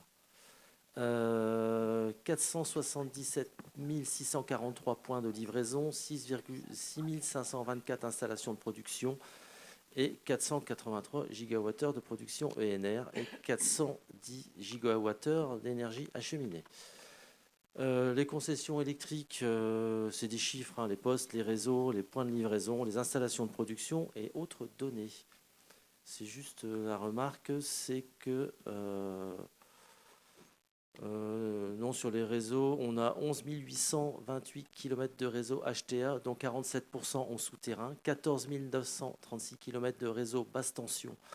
Ce qui nous concerne, c'est le 400 volts, 44,7% au souterrain, soit au total 26 764 km. On a donc un peu moins de 480 000 points de livraison et 317 306 clients C5, c'est ceux qui ont un compteur Linky. On avance sur les concessions électriques, on sait des chiffres. Les concessions gaz, donc Mouelan a transféré sa concession gaz au SDEF aussi. Des chiffres sur la résilience des réseaux. Alors ça, c'est suite à la tempête. 202 000 clients ont été concernés par une coupure suite à la tempête Ciaran sur la concession du SDEF. Il y a eu 68,6 millions d'euros investis dans les réseaux électriques et 1716 dossiers traités. Alors là, il y a un petit focus sur la tempête Ciaran. Donc, il y a eu plus de 780 000 clients concernés par une coupure d'alimentation électrique en Bretagne, dont 280 000 dans le Finistère. Sur la concession continentale du SDEF, plus de 202 000 clients étaient concernés par une coupure d'alimentation électrique. La réalimentation des clients s'est décomposée en 3 phases. L'intervention sur le réseau HTA, les lignes principales, les interventions sur les réseaux HTA, les lignes secondaires, et les interventions sur les réseaux basse tension, c'est-à-dire pour aller jusque chez vous. Donc ensuite, le 21 novembre, tout a été rétabli. La réponse du SDEF face à cet événement, construire un programme de sécurisation permettant de solliciter des crédits intempéries auprès du FAS, le Fonds d'amortissement des charges d'électrification. Et à partir de 2024, le SDEF et Enedis travailleront à la co-construction d'un très important programme de travaux visant à renforcer la résilience du réseau électrique face aux aléas climatiques. Ensuite, le pôle technique, on a déjà dit 68 millions d'euros de travaux commandés sur le réseau en 2023, dont 34% d'éclairage public, 15% de sécurisation, 19% d'aménagement, 15% de renforcement, 11% d'extension et 6% de communication électronique. Alors ensuite, on a le pôle technique encore, les effacements coordonnés, c'est-à-dire que le SDEF travaille avec Enedis, les municipalités et Orange pour savoir qui prend en charge les réseaux de télécommunications. Parce qu'à savoir que le réseau de télécommunications, pas le réseau, mais les fourreaux de télécommunications appartiennent aux communes, sauf si elles sont déléguées à Orange. Voilà. On avance sur le programme acté. Bon, c'est les actions des collectivités territoriales en économie d'énergie. On les a utilisées pour notamment des audits sur l'école, sur des plans, sur des actions ponctuelles. On a les certificats d'économie d'énergie, donc on est concerné par ça aussi, on le demande. Ensuite, on a le groupement d'achat. C'est bien parce qu'on voit que, Franck, ça va te plaire, ça descend les tarifs. On va vers des baisses de tarifs. Ouais, c'est nous, ça va nous plaire. Ça va nous plaire, mais surtout à Franck. Non, à tout le monde. On est tous concernés. Ouais, donc voilà. Ensuite, on continue sur les éclairages publics. Près de 23 millions ont été investis sur le patrimoine des communes en 2023, dont 7 millions d'euros sur le programme Intracting. Le programme Intracting, je vous laisserai découvrir. Ensuite, les infrastructures de recharge de gaz. Bon, il y a 237 bornes exploitées par le SDEF sur le département, dont 16 nouvelles bornes en 2023. L'éclairage public, donc je l'ai déjà dit, sur le programme Intracting, je vous laisserai découvrir aussi.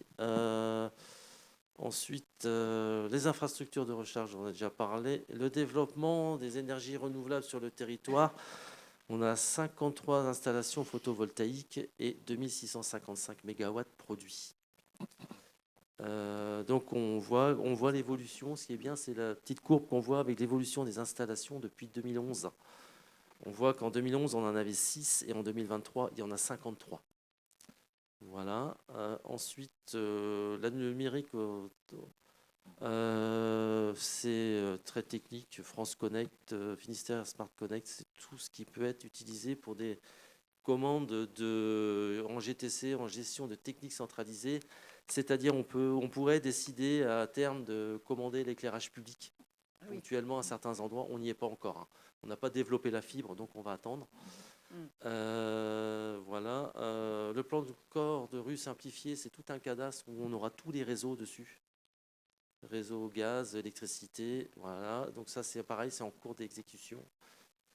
Le système d'information géographique, c'est la même chose, avec la plateforme ICG, le cadastre solaire. Ensuite, il y a la gestion des TT, TICT, ça c'est très technique. C'est les demandes de travaux et les demandes d'intention de commencer des travaux. C'est quand on fait des travaux en voirie, ils demandent, les différents intervenants demandent des DICT, mais ils le font aussi avec la commune. La gestion des infrastructures télécom, je vous laisserai découvrir ça un peu plus. Et sur l'aménagement du territoire, on est concerné. Là, c'est le déploiement de la fibre. La phase 1 est terminée. La phase 2, elle est en cours de réalisation. Elle doit être quasiment terminée. Et la phase 3, qui est sur des études. Toutes les études ont été faites et il y aurait 84 500 prises d'exécuter. Et la communication sensibilisation, je vous laisserai découvrir cela. Voilà. J'ai essayé de faire vite et d'être synthétique. Merci Laurent. Bon, là, il n'y a pas de vote, hein, c'est juste... Oui, allez-y. Oui, monsieur Titeka. Prestation, en fait. On l'a reçu, ce rapport. Je ne sais pas si c'est vous qui nous l'avez transmis ou la communauté de communes. Je sais pas.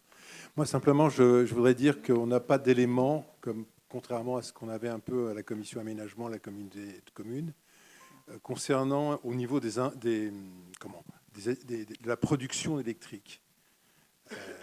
Je pense que nous sommes en retard par rapport à des pays comme l'Allemagne, en particulier sur tout ce qui est site de production au niveau des grandes entreprises ou par exemple des centres commerciaux.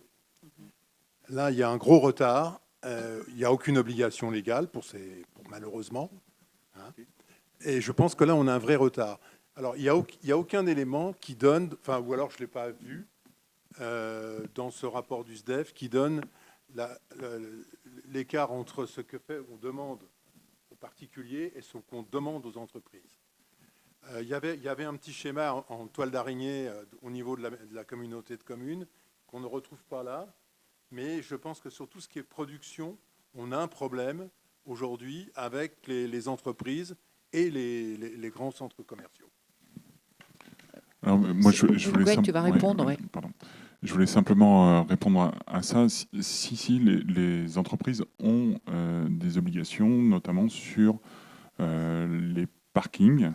Et pour exemple, le parking de l'Intermarché va être couvert d'ombrières photovoltaïques Comme le parking de l'Ellipse va l'être aussi, en fait. Voilà. Donc, alors effectivement, les obligations rentrent simplement là actuellement. Donc, forcément, les calendriers pour les entreprises sont très, très serrés. Mais pour l'Intermarché, le permis de construire a été déposé l'année dernière. Il a été accordé l'année dernière. Et donc, le permis de construire pour les ombrières photovoltaïques, je vais un peu déflorer la question diverse, va être déposé dans les jours qui viennent. C'est une obligation réglementaire, effectivement. Tout espace de stationnement de plus de 1500 m² doit être couvert d'ombrières photovoltaïques. Oui. Et ça, sous toute réserve, ceci étant, je complète ta réponse, c'est effectivement, on l'avait largement abordé quand on a adopté les zones d'accélération énergie renouvelable, sauf effectivement à ce que celui qui est concerné, et ça peut être une entreprise, ça peut être un commerçant, ça peut être, c'est pas que les autorités publiques, sauf à ce qu'il soit démontré que d'un point de vue technique, ça ne fait pas sens. Des problèmes d'ombrage, ou que d'un point de vue économique, ce serait un non-sens aussi. Il faut aussi que l'installation soit, entre guillemets, rentabilisée dans des délais raisonnables. Et sur ce type d'installation, il faut viser au maximum une dizaine d'années de retour sur investissement. Mais il y a bien des obligations qui sont fixées et aux entreprises également. Moi, je voulais revenir sur l'éclairage public. Vous avez dû remarquer qu'il y a eu des problèmes rue de Quimperlé, l'éclairage public. En fait, on a eu des vols de cuivre sur la commune et ça nous a énormément impacté.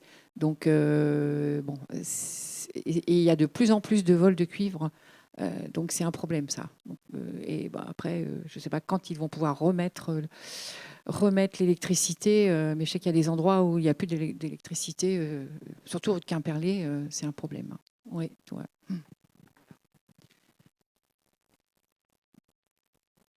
Y a-t-il d'autres questions, d'autres remarques là-dessus, sur le rapport du SDEF? De toute façon, on n'a pas à voter, donc c'est juste un avis. Enfin voilà. Puis comme ça, on prend note, on prend acte de ce travail qui a été fait aussi par le SDEF, on va dire.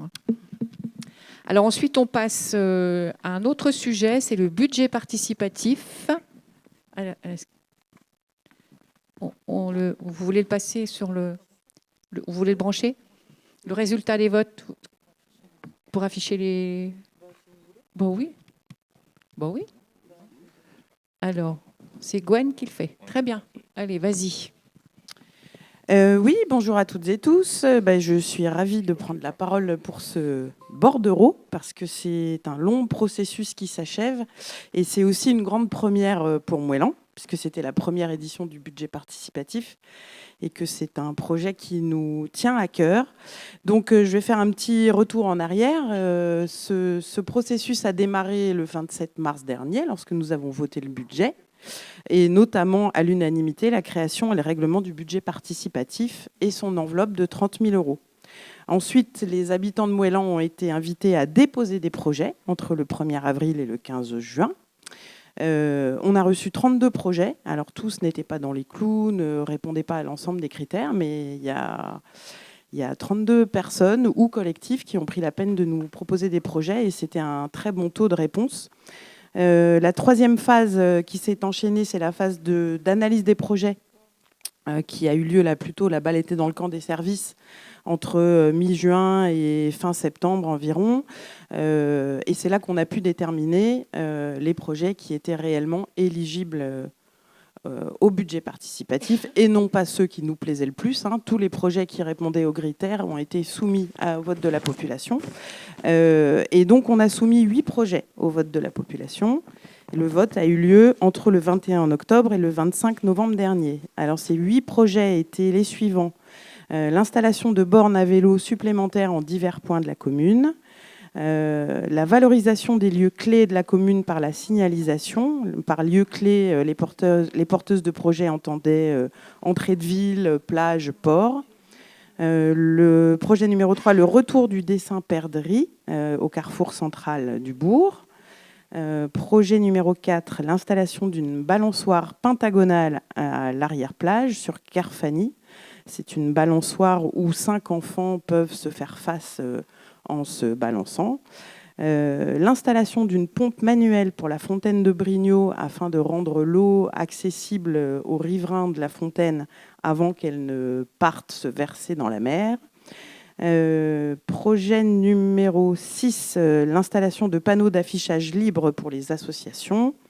Projet numéro 7, la création ou l'installation d'un kiosque au jardin public. Et enfin, l'installation d'une webcam à Carfani qui reliée au site internet. Donc, dans la période des votes, nous avons reçu 303 votants se sont exprimés, répartis un petit peu plus en ligne que directement dans l'urne qui était disposée en mairie. Et chacun des votants a pu distribuer 6 points, 3 points pour son projet favori, 2 points pour le second et 1 point pour le troisième. Et à l'issue du dépouillement, le premier projet arrivé en tête, c'est la balançoire pentagonale à Carfani. Le second projet, c'est le retour du dessin de Perdrix sur le rond-point central, enfin au carrefour central. Et comme la somme des 30 000 € n'était pas encore atteinte, il a été décidé de réaliser en partie le troisième projet, pour la somme résiduelle donc de 6 500 €. On a eu de la chance parce que c'était un projet fractionnable. Donc c'est le projet d'installation de bornes à vélo supplémentaires en divers points de la commune, sachant qu'évidemment, ces bornes à vélo supplémentaires s'ajouteront à l'enveloppe qu'on a déjà annuelle d'installation régulière de bornes à vélo dans la commune. Voilà, donc vous dire aussi, juste avant que Madame la maire vous invite à voter, qu'on profite de ce temps-là pour remercier l'ensemble des porteurs de projets qui nous ont proposé leurs idées, qu'on remercie également les votants d'avoir participé, ainsi que les services pour avoir pris à bras-le-corps ce nouveau projet, parce que c'est vrai que ce n'était pas une habitude dans l'administration et qu'il faut toujours... ça demande du temps supplémentaire et de s'acculturer à de nouvelles pratiques. Donc merci pour ça, et puis merci aussi par anticipation pour la mise en œuvre de ces projets, parce que là je dis que c'est un projet qui s'achève, mais en fait non, parce que là on ne fait qu'acter les projets qui ont gagné, et ces projets seront réalisés l'an prochain, comme on s'y est engagé. Et puis évidemment féliciter les porteurs de projets lauréats qui se reconnaîtront et dont les projets seront donc réalisés l'an prochain. Et puis dire aussi que d'inviter tous les autres à retenter leur chance l'an prochain pour la 2e édition de ce budget participatif. Voilà, merci. Merci Christelle pour cette présentation. Y a-t-il des questions là-dessus ? Sachant que ça va... En fait, en 2025, logiquement, ça devrait être fait assez rapidement, je suppose, parce qu'en fait, il n'y a pas de travail spécifique, si ce n'est... Il faut commander, il faut poser. Voilà, à la Perdrix, là, il y a un mur, là, c'est autre chose, oui. Bah oui, parce que c'était sur un mur privé, donc je ne sais pas du tout si... le nouveau propriétaire va accepter cette image sur son mur, on ne sait pas. Donc ça, après, il va falloir travailler là-dessus. Donc ce qui veut dire que quand même, c'est du travail en plus pour les services, mais c'est aussi pour la bonne cause. Pardon ? Je voulais juste ajouter. Oui, vas-y, Christelle. Oui, je voulais juste ajouter, parce qu'en fait, on parle des budgets participatifs, mais on ne se rend pas tellement compte encore de l'importance que ça a en France. En fait, il n'y a que 465 collectivités en France qui proposent des budgets participatifs. Donc, c'est une part assez importante de la population parce que toutes les grandes villes y sont passées, quasiment. Enfin, plus de 90% des grandes villes le proposent. Mais sur les communes de notre strate, c'est assez rare. Donc, moi, je suis assez fière que Moëlan fasse partie à sa petite échelle de ce cercle de collectivités qui ont décidé de miser et de renforcer la participation citoyenne. Voilà. Oui, et puis que les citoyens et citoyennes ont bien adhéré et ont travaillé sur ce projet. Donc, bravo et merci à eux. Alors, s'il n'y a pas de questions, s'il y a des questions dessus, vous n'avez pas de questions ? Eh ben, on passe au vote. Qui est contre, qui s'abstient, qui est pour l'unanimité. Ben, merci, on n'a plus qu'à attendre la suite avec impatience. Alors là, nous allons passer au sport maintenant, avec l'adhésion à l'ANDES. Donc, c'est l'Association nationale des élus en charge du sport, avec Yannick Mouello, notre adjoint au sport. Bonsoir à tout le monde. Donc, vous le savez, depuis 2 mois, la commune a le label Ville active et sportive. Et ça a été attribué par l'ANDES, donc l'Association nationale des élus au sport, donc, et l'Agence nationale des sports et l'État. Ce label nous amène évidemment à maintenir un certain cap et une dynamique qu'on a créée, puisqu'on a été récompensé. Sur la prévention et puis sur la pratique du sport via les installations que nous avions et que nous souhaitons aussi à l'avenir mettre en place. Et donc cela passe évidemment par de la concertation sur un territoire local avec une complémentarité sur ce territoire avec les communes proches, mais aussi au niveau du département et de la région pour pouvoir avoir des subventions notamment.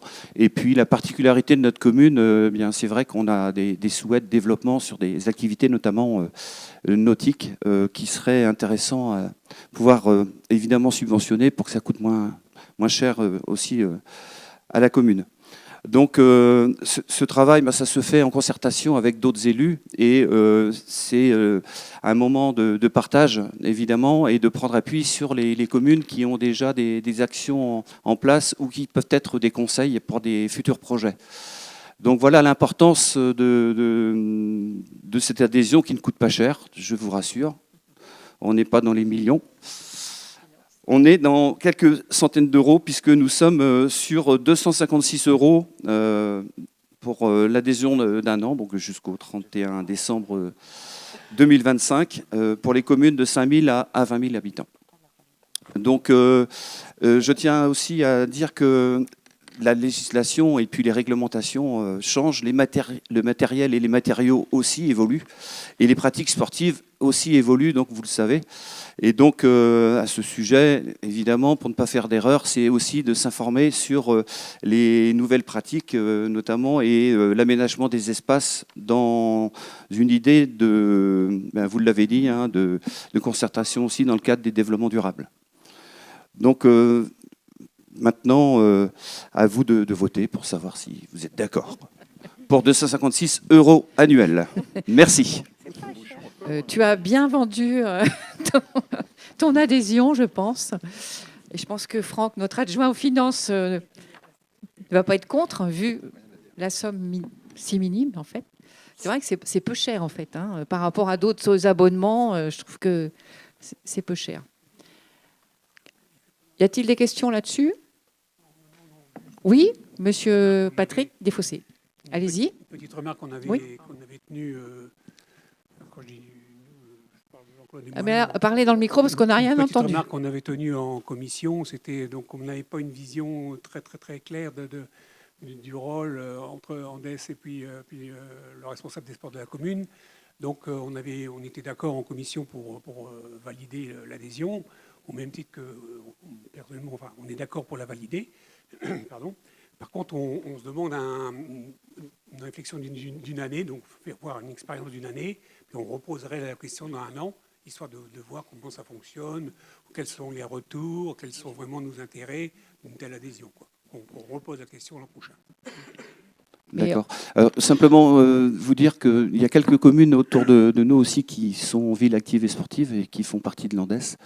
Vous avez Quimperlé qui a 2 épis, nous en avons 2 aussi. On souhaiterait en avoir 3, je crois. C'est un peu notre objectif. Et ça va jusqu'à 4, mais c'est pour les grandes métropoles. Là, on aurait du mal. Et nous avons Cloire. Alors Cloire a un épi de plus. Donc rien que pour ça, il va falloir qu'on travaille. Je plaisante. Et nous avons Rédéné qui était avec nous donc il y a 2 mois donc à la remise aussi de cette valorisation de la commune. Rédéné qui a son premier épi. Voilà. Oui, alors, quand vous évoquiez notre directeur sportif, en fait, l'adhésion, c'est surtout pour les élus, c'est pas pour le directeur sportif. En fait, il y a une veille juridique. Ça peut nous permettre aussi d'avoir des financements. On adhère pour les élus, on n'adhère pas pour le. Je disais responsable sportif, Oui. je pensais à l'élu. Ah, d'accord, ok.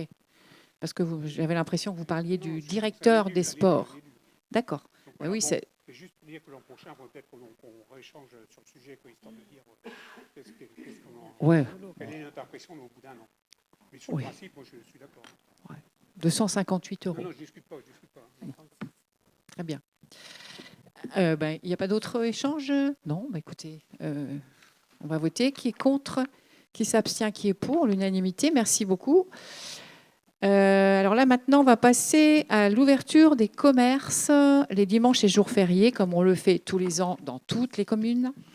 C'est Sylvie Fauglas qui va présenter le bordereau. Oui, donc, comme tous les ans, la municipalité permet aux commerçants qu'ils souhaitent d'ouvrir leur magasin certains dimanches pendant l'année. Alors, cette année, les propositions sont les suivantes. Ouverture le dimanche 20 avril, puisque le lundi 21, c'est le lundi de Pâques. Donc, en général, les commerces marchent bien ce jour-là. Le dimanche 8 juin, sachant que le lundi de Pentecôte est le 9 juin. Le dimanche 13 juillet, la veille du 14 juillet, qui est donc cette année un lundi. Le dimanche 17 août, puisque le 15 août est un vendredi. Ça fera un grand pont. Le dimanche 21 décembre, et c'est juste le dimanche avant Noël, Noël étant un jeudi. Voilà. Il n'y a pas eu de souci en commission pour ces dates. Non, je pense qu'il n'y a pas eu d'échange là-dessus, pas de problème. Vous êtes d'accord? Bon, eh bien, on vote. Qui est contre? Qui s'abstient? Qui est pour? L'unanimité. Merci. Alors ensuite, on passe à la petite enfance. La demande de modification d'agrément d'accueil de la crèche Océane par le président du conseil départemental. Donc, c'est Isabelle Moigne qui va nous présenter le sujet. Juste rappeler que la crèche Océane est une crèche municipale quand même. Hein. Voilà. Oui, bonsoir à toutes et à tous. Comme l'avait indiqué Franck Chanvril dans le budget modificatif, il est nécessaire en fait de faire une demande d'agrément pour 4 places supplémentaires le lundi, mardi, jeudi et vendredi et 18 places le mercredi. Tout cela est fait suite aux améliorations concernant les locaux. Donc, on avait déjà voté des aides pour cette question-là. Et donc, nous avons l'obligation, de demander un agrément pour ces ouvertures de nouvelles places. Donc voilà, c'est tout simplement ce bordereau-là que je vous présente. Juste un petit rappel concernant le nombre d'enfants. Entre le nombre de professionnels et le nombre d'enfants, un professionnel pour 5 enfants qui ne marche pas et un professionnel pour 8 enfants qui marche. Donc, en fait, il n'y aura pas d'embauche puisque le nombre de salariés est tout à fait actuellement 8 salariés. Il n'y aura donc pas d'embauche, mais plus d'accueil d'enfants, ce qui est d'ailleurs bien puisque quand nous faisons des commissions d'attribution, et nous avons plus de demandes des familles. Voilà. Merci Isabelle. Avez-vous des questions, des remarques sur ces 4 places supplémentaires qui sont très attendues par la population? Parce que, comme tu l'as dit, effectivement, il y a beaucoup d'attentes pour les petits.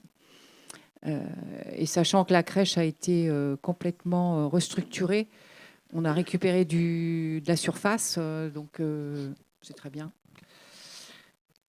Donc on passe au vote alors, s'il n'y a pas de remarques sur la petite enfance. Qui est contre? Qui s'abstient? Qui est pour? L'unanimité. Merci. Alors maintenant, on passe au port. C'est Jean Raison qui va évoquer la mise en place d'un règlement d'exploitation pour l'aire de carénage. Bonsoir à toutes et à tous.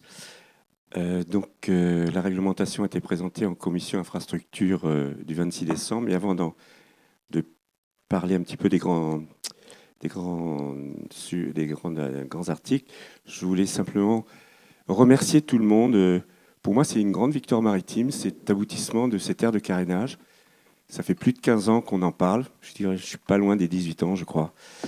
Et ça a été fait, il y a eu des discussions, des heurts, mais suite à des concertations avec les pêcheurs professionnels, les plaisanciers, les riverains, les présidents des associations, on a enfin abouti à un endroit où on pouvait la mettre. Et enfin, elle va pouvoir démarrer. Et je voulais remercier vraiment sincèrement tout le monde et l'équipe, bien sûr, technique de la commune. Donc, cette aire de carénage débutera au printemps et sur quelques mois. Alors, pour le règlement, je vais le faire assez vite.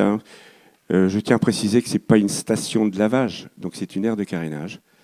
Donc, ceux qui souhaitent laver leur bateau, leur voiture, etc., il y a une aire de lavage qui est à la station Intermarché, qui fonctionne très bien. Donc là, c'est une aire de carénage qui sera gérée par la commune. Il y aura des sorties d'eau 2 fois par semaine, le lundi et le jeudi, sauf cas particulier de bateau qui a besoin d'être sorti par nos soins s'il y a un périple pour le bateau.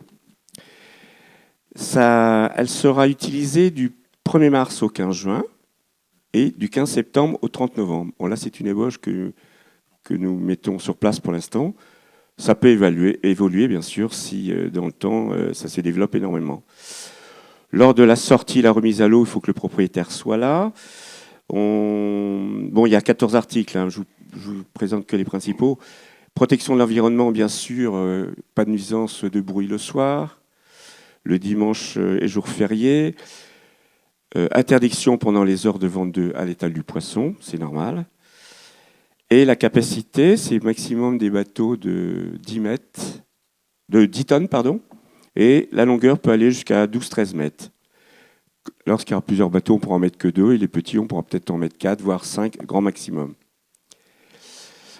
Voilà, c'est tout. L'entretien, il faut préserver l'aire de carénage en bon père de famille, bien sûr. On veillera que l'endroit sera rendu propre après utilisation.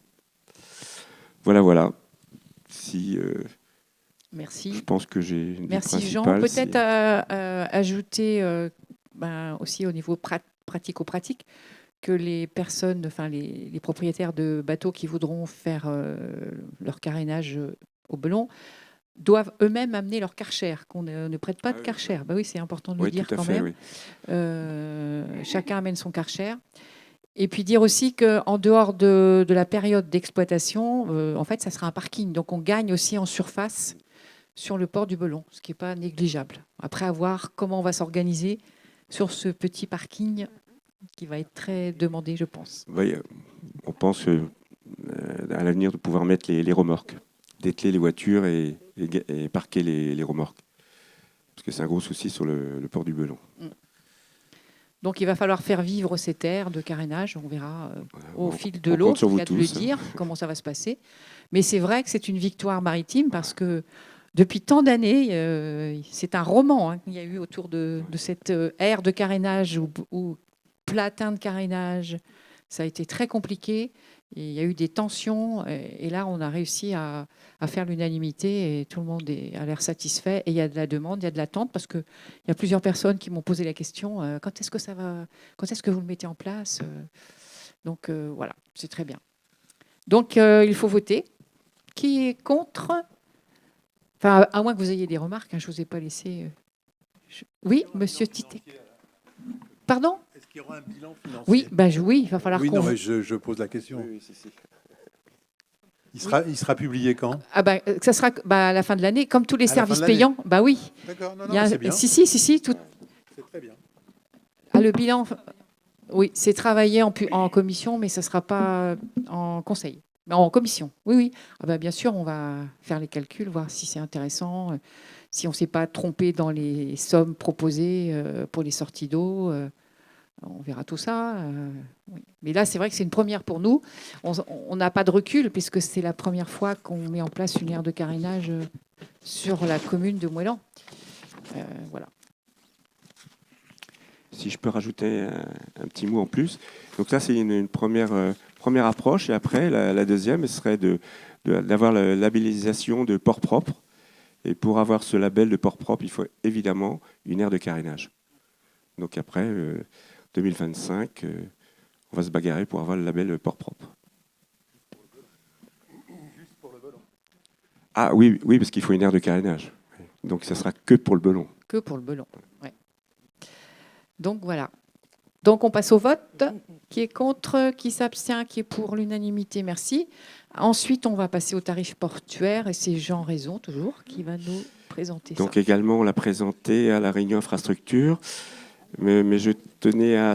les tarifs, bon, c'est une augmentation de 2%, comme l'augmentation de la commune sur les autres services. Par contre, il y a eu des petites coquilles au niveau de entre le hors-taxe et le TTC sur 4 lignes. Donc, comme j'ai cru comprendre que l'État a besoin de sous, il fallait qu'on rectifie ce TTC. Donc, pour les 3 ports, il y a une erreur dans l'occupation des terre-pleins. Il faut lire 8,88 € au lieu de 7,55 €. Et le forfait hebdomadaire, 33,45 € au lieu de 28,44 €. Ça, c'est pour les 3 ports. Et également, à la page 5, à la page 7 et 5, c'est pour, et il y en a une autre, à la page 4, c'est l'accès au CAL de mise en particulier. Pareil, il y a des erreurs dans la colonne TTC. Donc ça sera rectifié, bien sûr, sur le document, la délibération que vous avez reçu, il y a ces petites coquilles-là. Et il y a une phrase qu'on va changer au niveau des tarifications de l'aire de carénage au port du Belon. Il y a une ligne qui est marquée « compris calage sur berre et eau électricité compris ». Donc il y a 2 fois le mot « compris ». Donc on va en supprimer un, c'est tout. Voilà. Je pense que tout le monde a compris. Bon, c'est tout. Madame la maire, si... Merci beaucoup, Jean. Je crois que tu as bien fait le tour des tarifs. Y a-t-il des questions sur les tarifs? Ça a été vu en commission. S'il n'y a pas de questions, on passe au vote. Qui est contre? Qui s'abstient? Qui est pour? L'unanimité, merci. On a fini tous nos points. Donc nous allons donc passer aux questions diverses du groupe Une ambition commune, parce que M. Titeka, vous n'aviez pas proposé de questions cette fois-ci. Très bien. Donc nous avons plusieurs questions du groupe Une ambition commune. Donc on va vous laisser lire vos questions et vous aurez les réponses. Alors, on va commencer avec les... Bien le micro. On va commencer avec l'ombrière photovoltaïque. Alors, une autorisation à engager un appel à manifestation, donc a émis, pour l'installation d'ombrières photovoltaïques sur le parking de l'Ellipse a été votée lors du conseil municipal du 14 décembre 2022. 2 ans après, pouvez-vous nous faire un point sur ce dossier? Gwen m'a spoilé tout à l'heure, donc je vais forcément reprendre un petit peu. J'aime pas trop qu'on réponde à ma place, monsieur Herouette. Non, pardon, je plaisante. Oui, on a autorisé le Conseil à engager la consultation appel à manifestation d'intérêt en décembre 2022. Dans les faits, on a travaillé sur tout le premier semestre 2023 à la rédaction précise du cahier des charges.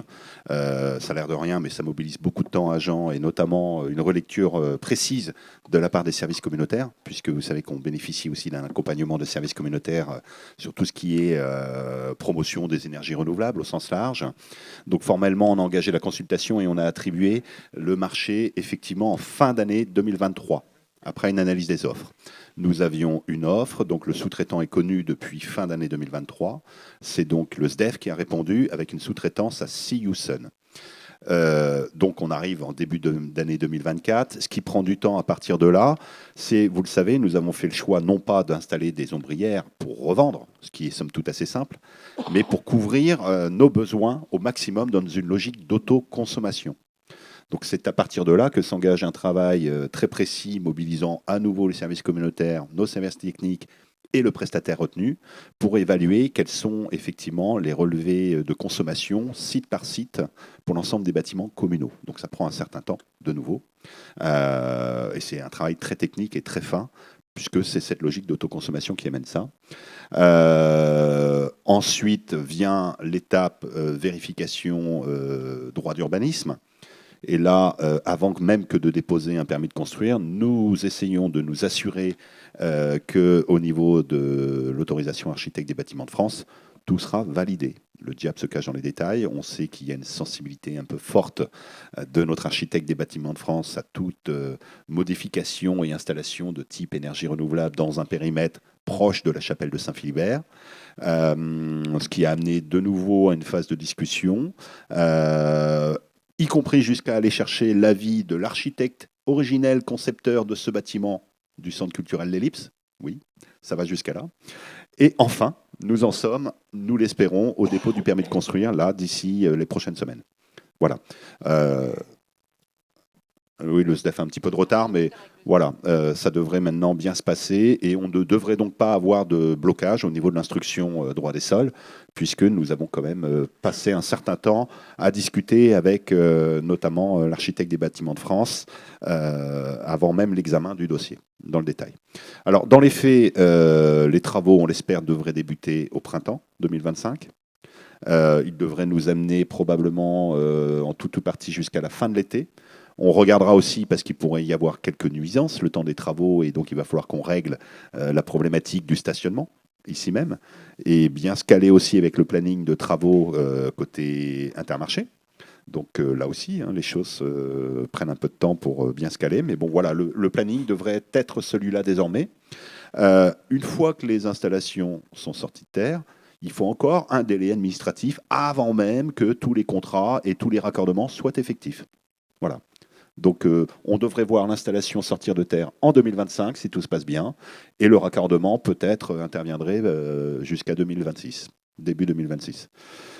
Pour terminer, j'ai envie de citer Jean de La Fontaine, patience et longueur de temps font plus que force ni que rage, même en période d'urgence climatique. C'est Noël. La poésie. Je ne savais pas que les financiers étaient poètes.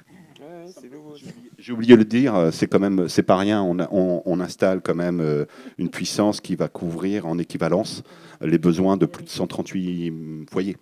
Donc, vous voyez, c'est quand même, on va produire 310 mégawattheures. 310 mégawattheures, c'est quand même, c'est assez inédit à l'échelle du territoire. Et surtout, on est les premiers à le faire dans une logique d'autoconsommation, quand d'autres communes l'ont fait plutôt dans une logique d'installation avec revente. Voilà. Merci Franck pour cette réponse très étoffée. Alors la deuxième question, passage piéton et figurines de signalisation petit écolier. Voilà, c'est moi qui va poser la question. Passage piéton et figurines de signalisation petit écolier. 2 figurines de signalisation petit écolier avaient été installées rue des Écoles pour faire appel à la prudence des automobilistes et permettre d'assurer la sécurité des enfants et des piétons. Des plots lumineux signalaient également le potentiel danger. Ces figurines ont été enlevées depuis de nombreux mois et sur l'ensemble des plots installés, un seul fonctionne aujourd'hui. La sécurité routière a été un sujet largement abordé lors des dernières assises citoyennes. Allez-vous remettre ces figurines et remplacer les plots lumineux défectueux? Merci. C'est Gwen qui... Ah non, pardon, c'est Laurent qui va répondre sur le petit écolier. Sachant, pendant qu'il prend le micro, vous dire que les 3 sujets, là, ce sont des sujets, surtout des sujets de commission attractivité de travaux. Ça pourrait être, vous pourriez évoquer ça en commission, en fait. Mais bon, vous avez choisi de les mettre en questions diverses. C'est votre droit. Hein. Voilà. Alors, c'est bizarre parce que nous avons demandé au service, il n'y a pas si longtemps que ça, de travailler sur quelque chose de pérenne, de solide, et qui tienne dans le temps et qu'on ne puisse pas reculer dedans avec une voiture ou des choses comme ça. Ça serait plus sur un éclairage urbain, type LED ou type laser, comme il peut se trouver rue Raymond d'Ars à Quimperlé. Donc ça coûte assez cher, donc il faudrait mettre ça au budget 2025. Voilà. Les figurines, elles ont été écrasées. On les a remises 2-3 fois. On mettra plus de figurines, c'est pas la peine. Hein. À chaque fois, elles sont écrasées par ou les camions ou les voitures qui reculent. C'est incroyable, mais vu le prix que ça coûte, il faut trouver une autre solution. Et puis, vous dire aussi, l'Office du tourisme aussi avait des demandes, donc il faut qu'on revoie aussi les emplacements, tout l'aménagement tout l'aménagement au niveau de l'Office du tourisme et aussi devant l'armoire partagée. Là, il y a tout ça qui est à revoir parce qu'il y a beaucoup plus de trafic aussi, donc de piétons. Donc tout ça, c'est à revoir. Mais c'est vrai que les camions ont écrasé, il faut dire, parce qu'il y a quand même pas mal de camions qui passent, ont écrasé les petites lumières qu'on avait posées. Et c'est pas, faut plus mettre ça. Il faut trouver autre chose de pérenne sur les trottoirs, comme tu disais. Je vois à Quimperlé, ils ont fait des choses très bien, mais je crois que c'est très cher. Mais on va essayer de faire au mieux. Mais on est d'accord avec vous, il faut qu'on remette quelque chose. Ça, c'est sûr. Oui. Alors la troisième question, c'est l'état des trottoirs. C'est toujours une question qui pourrait être vue en commission. Voilà. Alors, bonsoir à toutes et à tous. L'état des trottoirs dans le bourg et à proximité immédiate de celui-ci sont dans de nombreux endroits dans un état lamentable. Les personnes à mobilité réduite ou avec une poussette, les piétons et les coureurs à pied sont obligés de descendre sur la route pour poursuivre leur chemin. Nous sommes définitivement rentrés dans l'automne, les jours raccourcissent fortement et le temps est souvent très perturbé. Marcher ou courir sur la route, surtout au lever du jour et en fin de journée, est très dangereux. À quand un effort financier et humain pour remettre en état ces trottoirs? Merci. Alors c'est Gwenaëlle Herouette qui va répondre sur les trottoirs. Je vais répondre de la même manière, c'est-à-dire que là, c'est rendez-vous au budget 2025, c'est-à-dire qu'effectivement, c'est prévu. Donc, rendez-vous au budget 2025 et en commission pour travailler notamment à la hiérarchisation de ces réfections. Voilà, pour les questions diverses. Alors, on clôture le conseil municipal